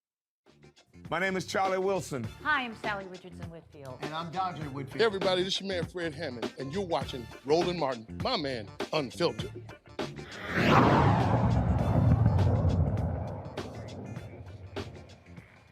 This week is National Crohn's and Colitis Awareness Week. Affecting over 2.5 million Americans, these incurable illnesses collectively are called inflammatory bowel disease. Symptoms include diarrhea, bloody or mucus-filled stool, stomach cramps, and tenderness, but every case is unique. Historically, people of color are underdiagnosed and suffer longer with fewer treatment options. That's a surprise to no one. Joining me now are gastroenterologist Dr. Sophie Balzora and Melody Narain Blackwell, the founder of Color of Crohn's and Chronic Illness. Melody was gravely ill and her symptoms were continuously ignored until being diagnosed with a rare form of Crohn's disease. Now she's using her story to connect and educate other minorities on IBD. Ladies, thank you so much for joining us to talk about such an important and under-discussed topic. We appreciate you coming on the show. Of course. Thanks for having us. I want to start with Dr. Sophie Balzora. Are there reasons that this is underdiagnosed in the Black community, in the Black and Brown communities, more so than all of the other areas where we have challenges that really relate to poor access or lack of quality access to medical care? Mm-hmm. So that's a great question. I think that those, of course, are factors, but there's a lot of issues with a lack of awareness, a lack of education that this can even happen in our community. And I think that that's where we falter. And so, typically or historically, it's thought to be a disease affecting, white populations. And we're seeing more and more that that's not the case. We're seeing a lot more Black and Brown patients who are going on and suffering, in silence. And we need to bring awareness to the fact that it does affect these communities too. And I think that plays a huge role in the fact that there's an underdiagnosis in this population, which is one of the reasons why Crohn's and Colitis Awareness Week exists, right? It's to bring awareness to these diseases that unfortunately are becoming more common and becoming more common still in populations where historically it was thought to not be an issue. And so is it that you are going to have the same, I know that every case is different, but how do you know the difference between when you're just having random stomach cramps or when you're having occasional diarrhea or feeling fatigue, that it's something that you really need to pay attention to and to go get checked out? Yeah, so it's important to know what alarm symptoms to look for. Things like blood in the stool, things like waking up in the middle of the night to go to the bathroom to defecate is something that is atypical. Weight loss that accompanies the symptoms that you mentioned, and a lot of other things like very severe abdominal pain. And kind of shifting gears a little bit, family history, right? So there is a genetic component to this disease. So understanding that if there are other family members who have suffered too, that might increase your likelihood of having inflammatory bowel disease. So what it all boils down to is if there's any doubt, if there's any question that there's these symptoms that are kind of lingering longer than you would expect, or just don't seem right, and you just feel like your inner voice is saying, you know what, there's something that's just really off, and that's been going on for some time, I would not hesitate to see a physician. I think that that's the most important lesson, and to really advocate for yourself, because the sooner we can pinpoint why these symptoms are happening, the sooner we as physicians and other healthcare providers can actually help patients. Well, and what we are realizing, we're hearing more and more stories, turning to you, Melody, we hear more and more stories about Black women not being believed. We're seeing the Black mom mortality rates. We're seeing where we're going and complaining about things that are bothering us, that are affecting us physically, and we are not believed. And I understand that that is part of your story, not that you weren't going to the doctor, but that your symptoms were continuously ignored. How did this start for you, and what happened that you were able to finally be diagnosed? What's interesting is that my symptoms actually started when I was a child, probably around 6 years old. I had chronic stomach aches, and we would always equate it to something that I ate or maybe too much sugar, which is naturally what family members or parents do with kids. What did you eat? And also naturally, what's the next course of action? Ginger ale, Coke, bread, crackers, and that was how we managed it.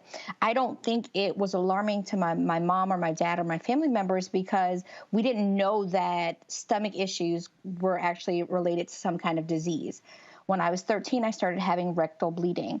And then I was told, hey, you have internal hemorrhoids. They didn't factor in the fact that I've been having stomach pain since I was 6 years old, and now I'm having this rectal bleeding. It was just, we did this flexible sigmoidoscopy, and we saw that there was some bleeding there, and now we're just going to attach hemorrhoids to it, not factoring anything else. And then I was told to drink Metamucil. And as I got older, going to the doctor, it was still, well, maybe you should eliminate this and you should stop eating this.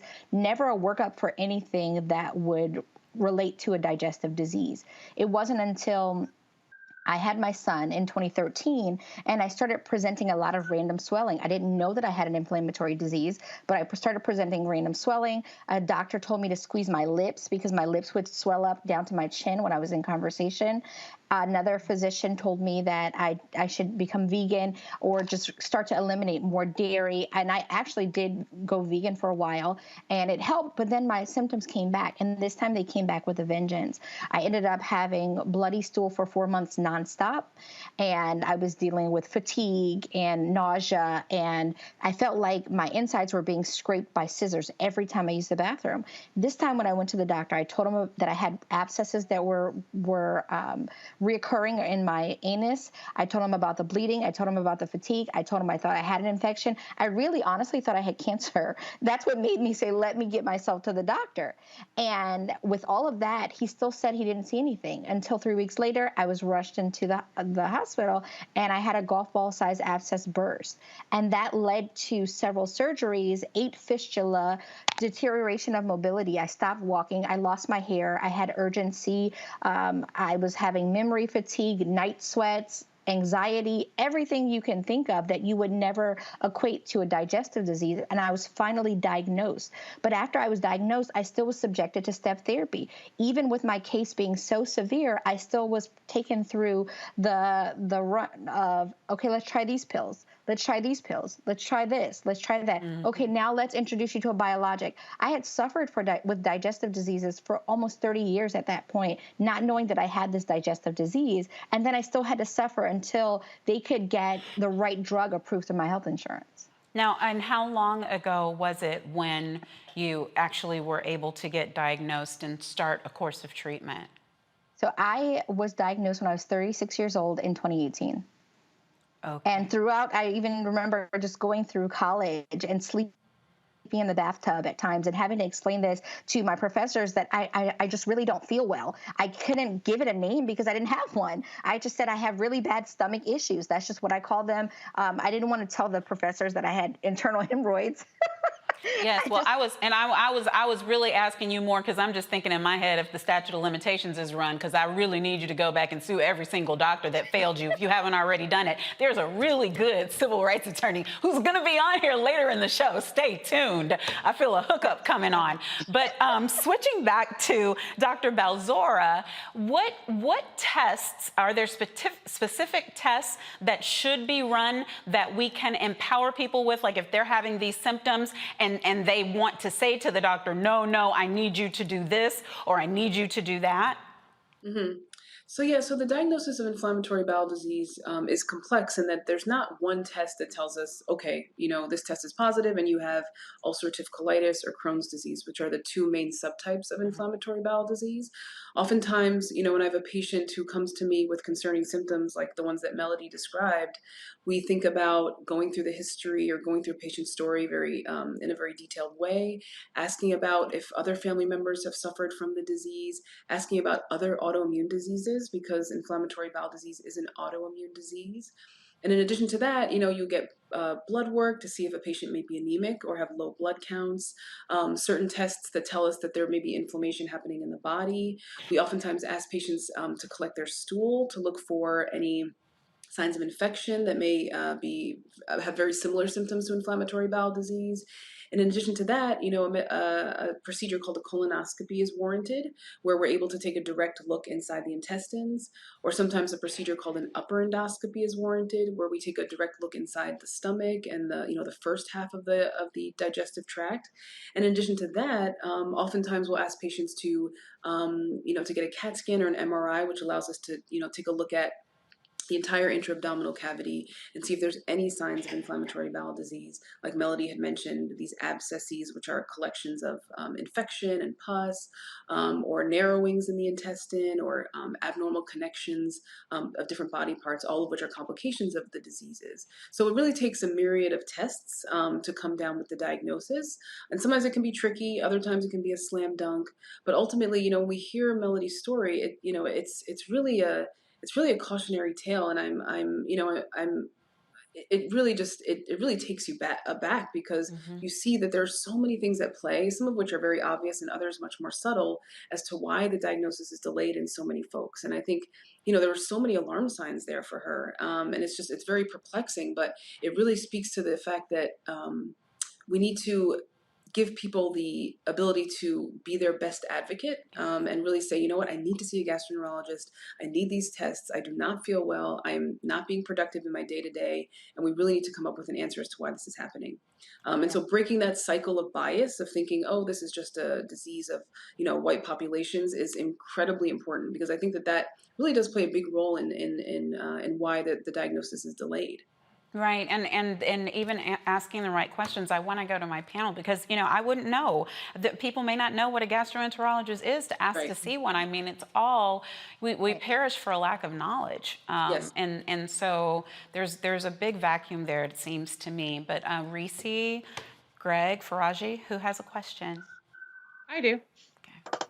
For Dr. Balzora, thank you. And thank you, Melody, for sharing your story. That was quite harrowing, what you had to go through. But Dr. Balzora, you listed off, sounded to me like at least a dozen different tests. Can you clarify, are you saying that that's the battery of tests that people would have to go through? Or is there a particular one that you would kind of encourage people who have felt like they have this chronic condition to kind of target first? Because it sounds a little overwhelming to me from what you said. It is overwhelming, and I do, prepare patients for that. And the type of tests that we choose is highly dependent upon what your what we say kind of like the pretest probability, or what you think the likelihood of a patient having this disease may be. If their symptoms are quite mild and they sound like they may be less likely secondary to inflammatory bowel disease, we may not have to run that battery of tests. Sometimes blood work and a stool test is sufficient. But in people who have, we're very suspicious that the disease might be present, like if they have blood in the stool, they're of the right age, they have a family history, and other concerning symptoms and signs, then unfortunately, yes, they do have to go through all of that testing. And this is a marathon. It's a long haul, and it is a chronic disease. And I do prepare people for the fact that, unfortunately, especially when we're trying to come up with a diagnosis, and especially when we're doing our best to try to get them well quickly, we are going to need all that information in order to make the right diagnosis. Thank you. Thank you. Dr. Balzora and Melody, very quickly, in addition to being a living commercial for getting more young Black people in the pipeline to become doctors, I know my second year of law school, I had some of those same symptoms, Melody, and I took that flexible sigmoidoscopy, as you know, and I was misdiagnosed as having Crohn's disease. And, thankfully that wasn't the case. But in addition to being a commercial for getting more of our young people in the pipeline, because not a Black doctor touched me at Ohio State Medical Center, and I wish that had been the case. Could you help us, for those of us who may not have the resources to make it to a doctor, to engage in this? What role does stress, diet, environment, do any of those things intersect? Because I think that's what was killing my stomach when and I didn't even know, and they misdiagnosed me. But could you help us understand, what role does some of those things play, as well as exacerbating for who do have IBD?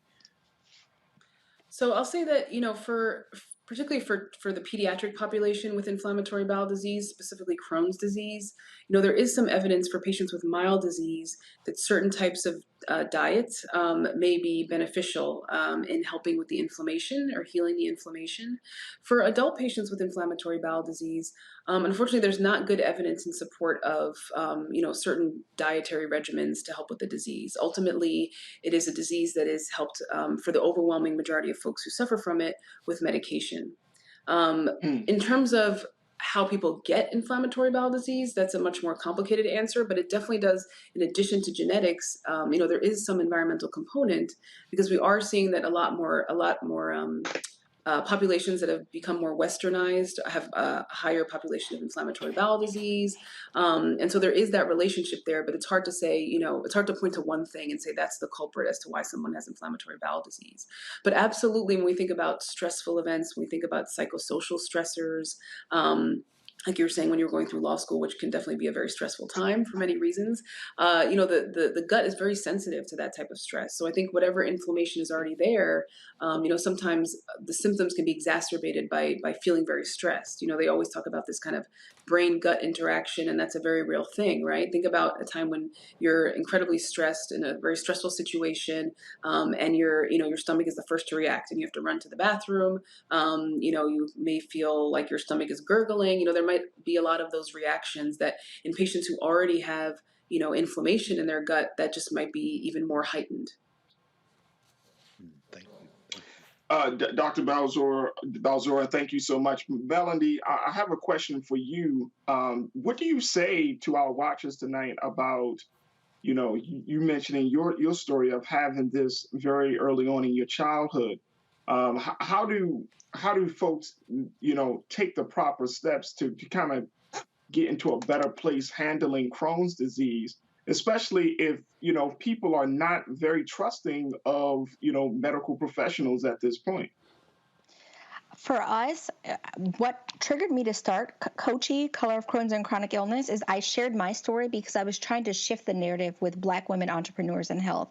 I didn't even know that I had a disease when I had set on that path. And once I shared that I did, it drew people to me. Like, they were asking a lot of questions. They wanted to connect. They were looking for resources, and there literally was none. So I would encourage people to find a community, find Coachy, ask questions, look for people that you trust to support you, get a second opinion. You can have a second opinion. If a doctor feels some kind of way about you getting a second opinion, they're not the doctor for you anyway, because they should welcome wanting you to feel secure in what the next method is in your treatment and your care. So I encourage that. I do, while Dr. Balzora has said that there's no evidence with how diet plays, I still encourage managing your food, because you'll learn what your triggers are. You'll know, hey, if I eat this or I eat that, it'll trigger immediately a challenge, or it'll trigger it the next day. Because managing these digestive diseases is a full-time job too. It's not a one-off. It's chronic. It's a part of life now, and we have to do the best to be the best for ourselves. Thank you. Well, I certainly appreciate all of the information that you all have shared with us here, and thank you so much, Melody, for sharing your story. Where, and either one of you feel free to answer, where's the best place that people can go to find accurate information? Melody, I'll give that to you as a patient perspective. I think that's to hear. Well, the challenge that I face with being Black, being a diverse patient, is that there isn't a lot of information for us to find. So a lot of resources that we have to look to are generic. They're not culturally specific. One place that I tend to go to for information is Mayo Clinic. I use them as a source, as a resource. I look at the CDC as well, because I know that I have to take it and put my spin on it, because it doesn't specifically apply to me, but it does generally apply to the disease. So there's validity for me as a patient in that space. Yeah, I think it's really important to, oh, I'm so sorry. I was just saying, anything to add. Go ahead. Oh, sure. Yeah, I think it's so crucial to find reputable resources, right? If you look deep enough into the internet and you're reluctant about medication, you will find the answers that you want, but they're not always the right answers. So I do encourage patients to go online to, national GI societies like the American College of Gastroenterology, American Gastroenterological Association, Crohn's and Colitis Foundation. A lot of those will have some nice resources for patients, and I think looking through the different ones and seeing which one is most patient-friendly for you and your needs is incredibly helpful. And of course, that's a complement to what the discussions that you have with your individual physician.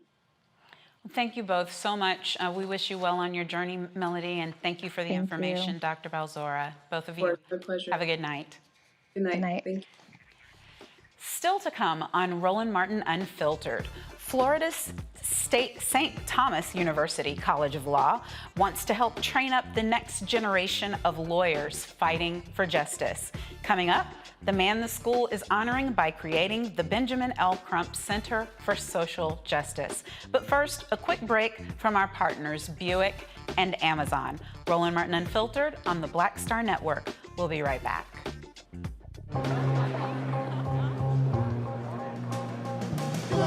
Are the stars out tonight?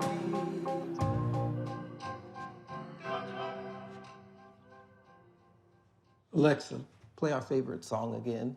Okay. I only have eyes for you.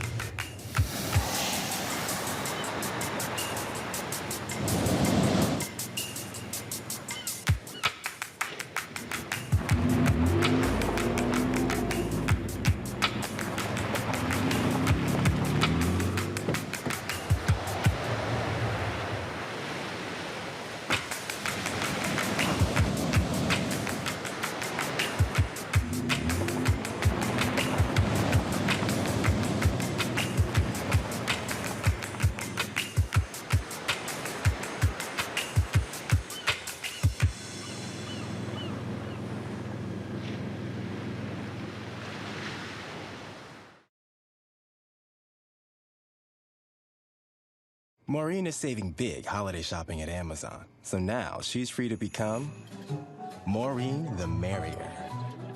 Food is her love language, and she really loves her grandson. Like, really loves. I'm Amber Stevens-West. Yo, what up, y'all? This is Jay Ellis, and you're watching Roland Martin Unfiltered.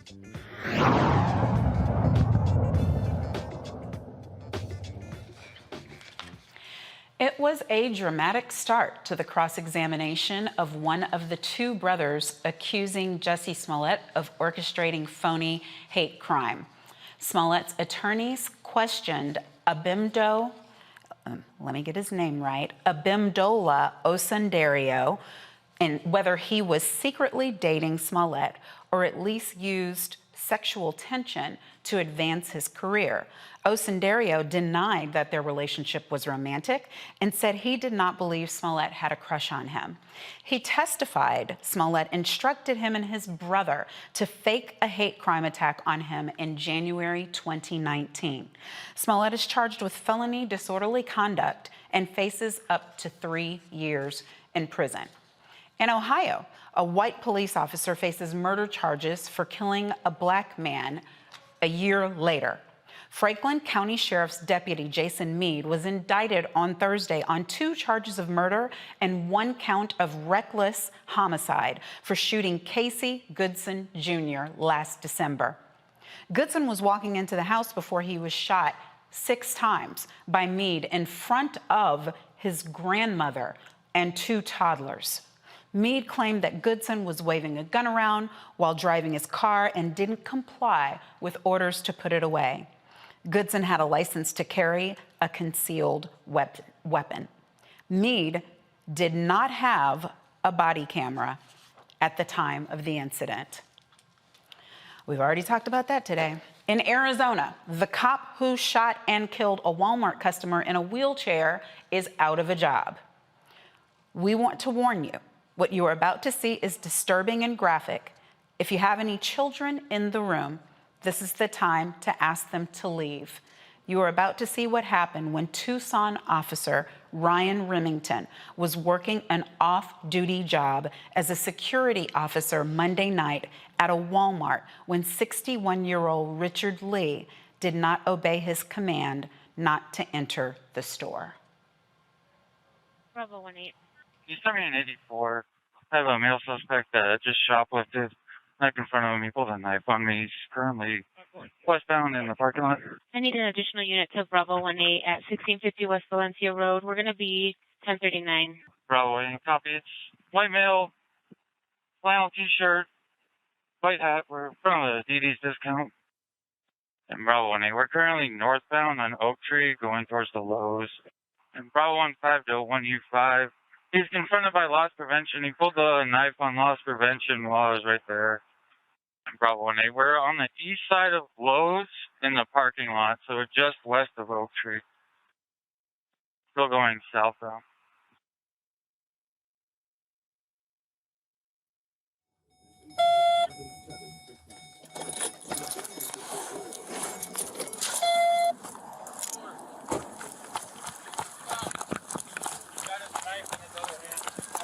Not going to the store, sir. Stop now. You need to stop.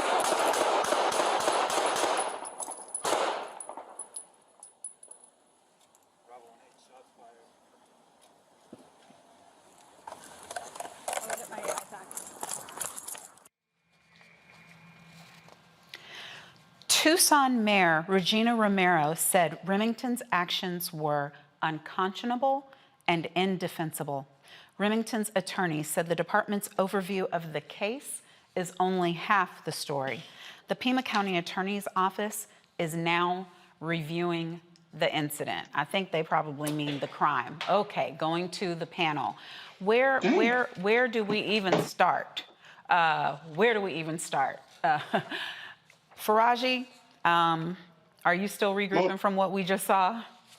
I'm trying to figure out where he was a threat. I mean, he's 61 years old. Second, he's in a wheelchair. So how is this man a threat to 2 able-bodied police officers? I mean, he didn't just shoot one time, Monique. He shot this man 7 times. Mm-hmm. And that's the problem. That's what I'm saying. This is not rocket science. I mean, you could say, sir, fire a warning shot or something, or use your taser or something. But you just, I mean, the man is literally in a wheelchair and you shoot him that many times because he's rolling into a Lowe's with a knife. You mean to tell me as a police officer, you can't get a knife from a man in a wheelchair? You are a whole bitch. You are a coward. Yep. I mean, I got nothing. I don't know what to say about it, Reese. Well, a shoplifting shouldn't result in an execution, a parking lot execution. This is basically the cop. I'm going to steal Dr. Carr's word, hunting. It's ridiculous that something like this escalated to that level, but these cops know that they can get away with it, or they believe that they can, but it's unconscionable. I understand that, he said, if you're going to get this knife away from me, you have to shoot me. That's not a dare, even if he was being a little bit belligerent, you're not supposed to, in this country that we supposedly have laws, get to execute a man for shoplifting. I mean, it's ridiculous, but this is the culture of the police that we have and the policing we have in this country. Yeah, I mean, and they claim furtive gestures. They claim, and I'm sure we're going to hear something about in defense of others. I mean, it's. Greg, go ahead. No, I agree. And Reese, you didn't steal that. I mean, that's what it is. They're hunting. They are hunters. And the police forces in this country want you if you have a hunting mentality. If you do not, they do not want you. There are many law enforcement officials in this country who don't have a hunting mentality, and they are under constant persecution, as we saw with your brother in Louisiana, who they ran out of his job because he wanted to be a human being and not a hunter. The 10th juror seated today in the Potter trial. I was, again, listening to Professor Porter, who was narrating. This is a white man who said that he considered becoming a member of the police force, but then he said, I thought about it and I said, I was afraid that one day I might have to use my gun. So I decided not to. He also said in his questionnaire, his juror's questionnaire, that he didn't understand how a cop like the woman who shot Dante Wright, Potter, could mistake a gun for a taser when in fact she should have the muscle memory born from years of being on the force. What we saw right then was a premeditated murder by a hunter who set it up by saying into his little shoulder with all his courage, knife. So as you said, Monique, he's setting up the murder. And then we watched him empty 9 shots into a man in a chair who then slumped over and died. That is not going to stop in this country until we stop it. And then, frankly, whether it be Kyle Rittenhouse getting in his car, driving from one state to another and asking the police, can I be a deputy and shoot some people? And they say yes. Whether it be the McMichael brothers tracking down Ahmaud Arbery, and the only reason that they were convicted is because some stupid attorney on their side, and they say stupid as far as they're concerned, let slip a video because the prosecutors had already set it up for them not to be charged. If this man is not only arrested and convicted, in Arizona won't do that because the county attorney has already said just because he had other options doesn't mean that the action he took wasn't inappropriate. This man not only needs to be convicted, people say, well, if you're against the death penalty, you have to be against it in all cases. Right. Right. I'm like Adam Wells. I'm like Rosa Parks. You know what? Give them what they gave you. In fact, the Montgomery bus boycott started this week in 1955. Rosa Parks said one of her earliest memories was sitting at her grandfather's feet in their little house in Tuskegee, and he would go to sleep with a rifle over his lap. And she said, as a little girl, he slept there, and we had to sleep with our clothes on. And she said, I wanted to see him kill a Ku Kluxer. That's Rosa Parks. This is gonna stop when we stop it. Yeah, y'all go look up Rosa Parks. Y'all think about that bus. You better go look back when she said, I want to see him kill a Ku Kluxer. Well, anyway. but looking at the prior case that was discussed, the Goodson case, I mean, I don't know how you call this anything other than an execution. And I'm glad, of course, that he's being indicted with 2 charges of murder and 1 count of reckless homicide, but it leads you to wonder how many more similarly situated, like-minded people there are who are committing state-sanctioned murder and state-sanctioned assault. And really, it's ego, right? Because even if all of the facts are true, as he claimed, that the man was driving and waving around a gun, at the time that he killed him, he was walking into his own self-house. So we've got an officer who's angry, and it's oh, no, you won't. And they use their guns to settle those scores. So it to me is, you know, we need something more than what we have now, but I'm at a loss for what that is. Reese, you got any answers before we move on? I don't have the answers, but stop hunting. That's all I can say. I mean, it's going to fall on deaf ears, but stop hunting. And just the one more thing about the Goodson, there was no even exchange that they had. There was no traffic stop. There was no warrant. There was no nothing. It's a man walking into his house with Subway sandwiches. You cannot tell me a man who go to Subway and decide he want to turn into a cowboy walking into his own house and have a shootout from the back, walking away. That doesn't even add up. But stop hunting us, please. I can't even say please because I don't like the bed. Stop doing it, period. Say please with a Winchester rifle. That's what IBD said. A Winchester rifle. Please goes a lot longer when you got one aimed at them. I'm not fooling with you, Greg. Okay.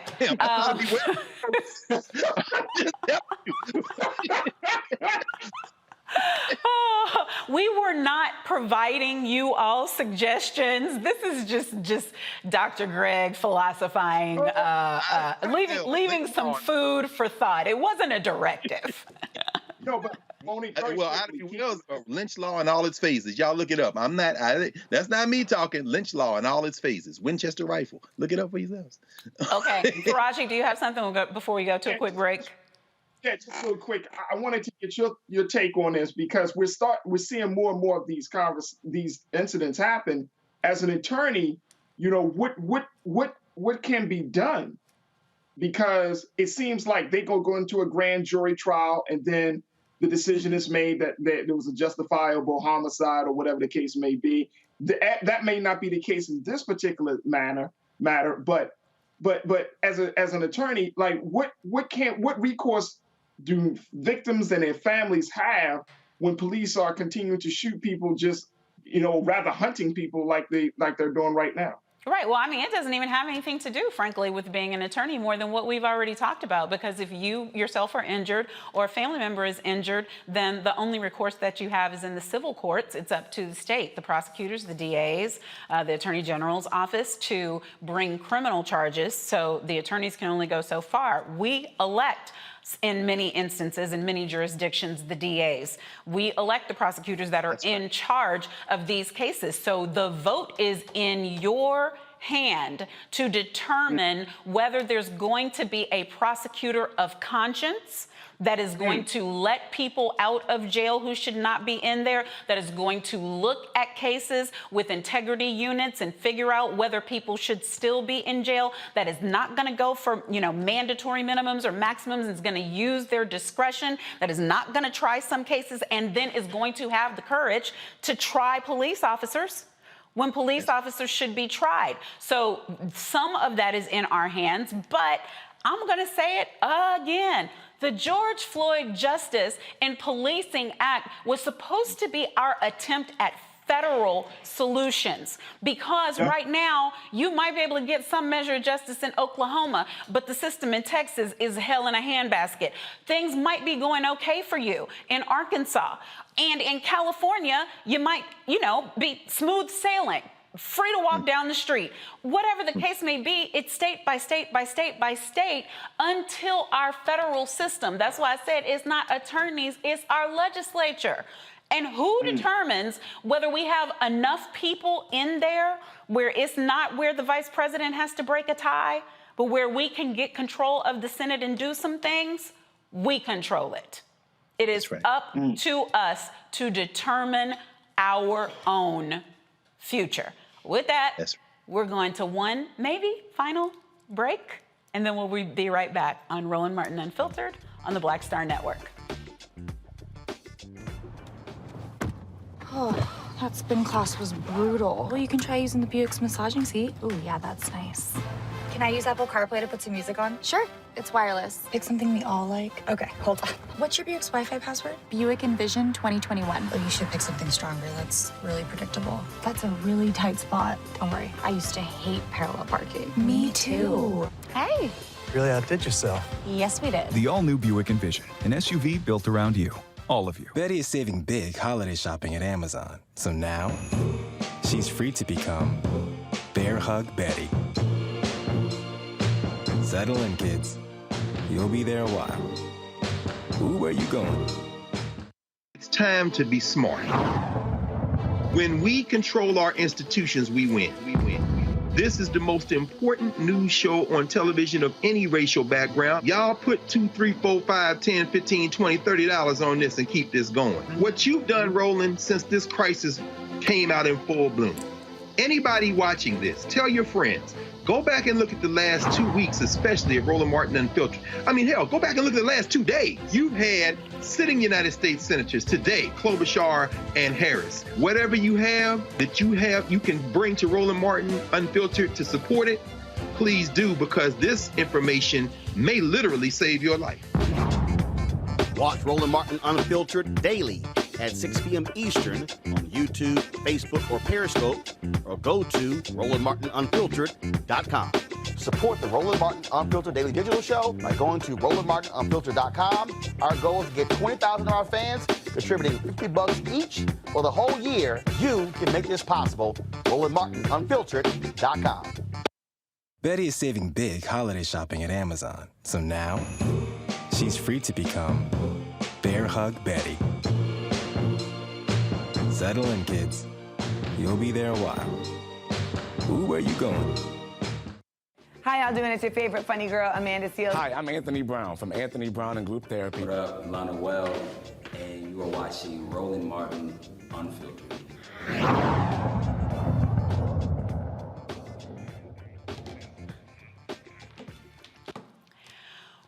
We are right now trying to get attorney Ben Crump on the phone. He is on a plane from the ceremony that they had earlier today in Miami. I think he's just landed in Chicago, and we were trying to get him on the phone to be able to talk to us, but the plane is just sitting there and taking a slow time letting people off. But I want to give you the information because I think we deserve to end this show with some back-to-back good news. St. Thomas University School of Law in Southern Florida honored Attorney Crump today with the Benjamin L. Crump Center for Social Justice. The center will train the next generation of civil rights attorneys and offer mentorship, scholarships, and support after graduation for new lawyers. The Social Justice Center has a $1 million grant and is fundraising for $35 million. As a civil rights lawyer, Attorney Crump has represented the families of Trayvon Martin, Breonna Taylor, George Floyd, and many more. And we just want to encourage the work that they are trying to do because it is necessary. It can't be that there's just one Ben Crump out there or one Monique Presley for that matter. There should be scores and scores who are doing work in the public interest. So I'm very excited and thankful that this is happening and that there's money to back it up. It's not just an honor, but a true opportunity for our young people.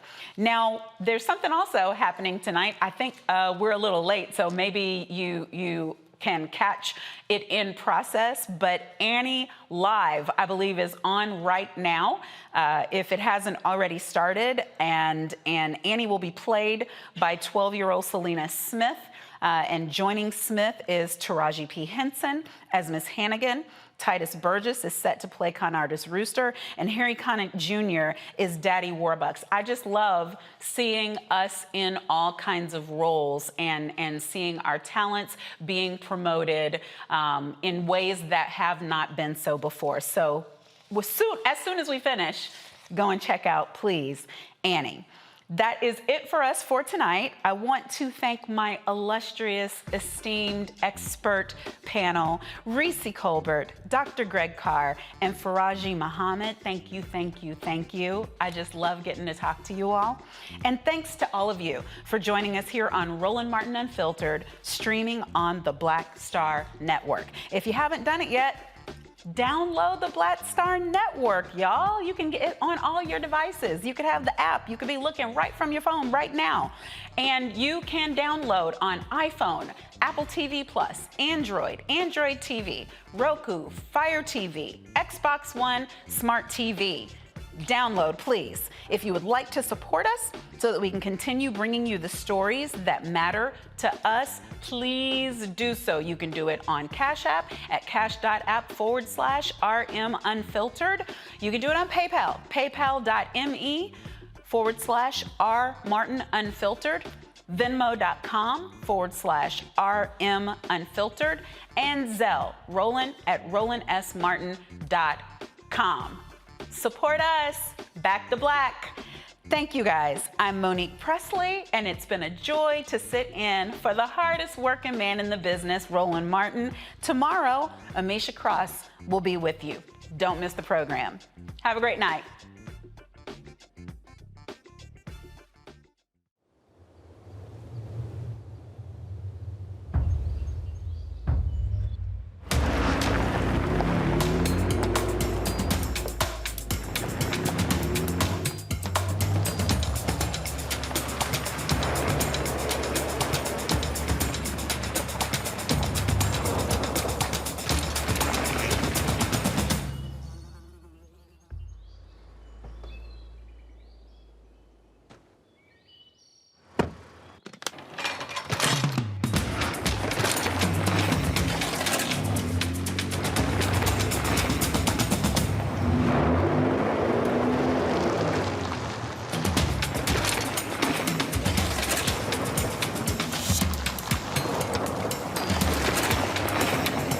Black Star Network is here. Hold no punches! I'm real revolutionary right now.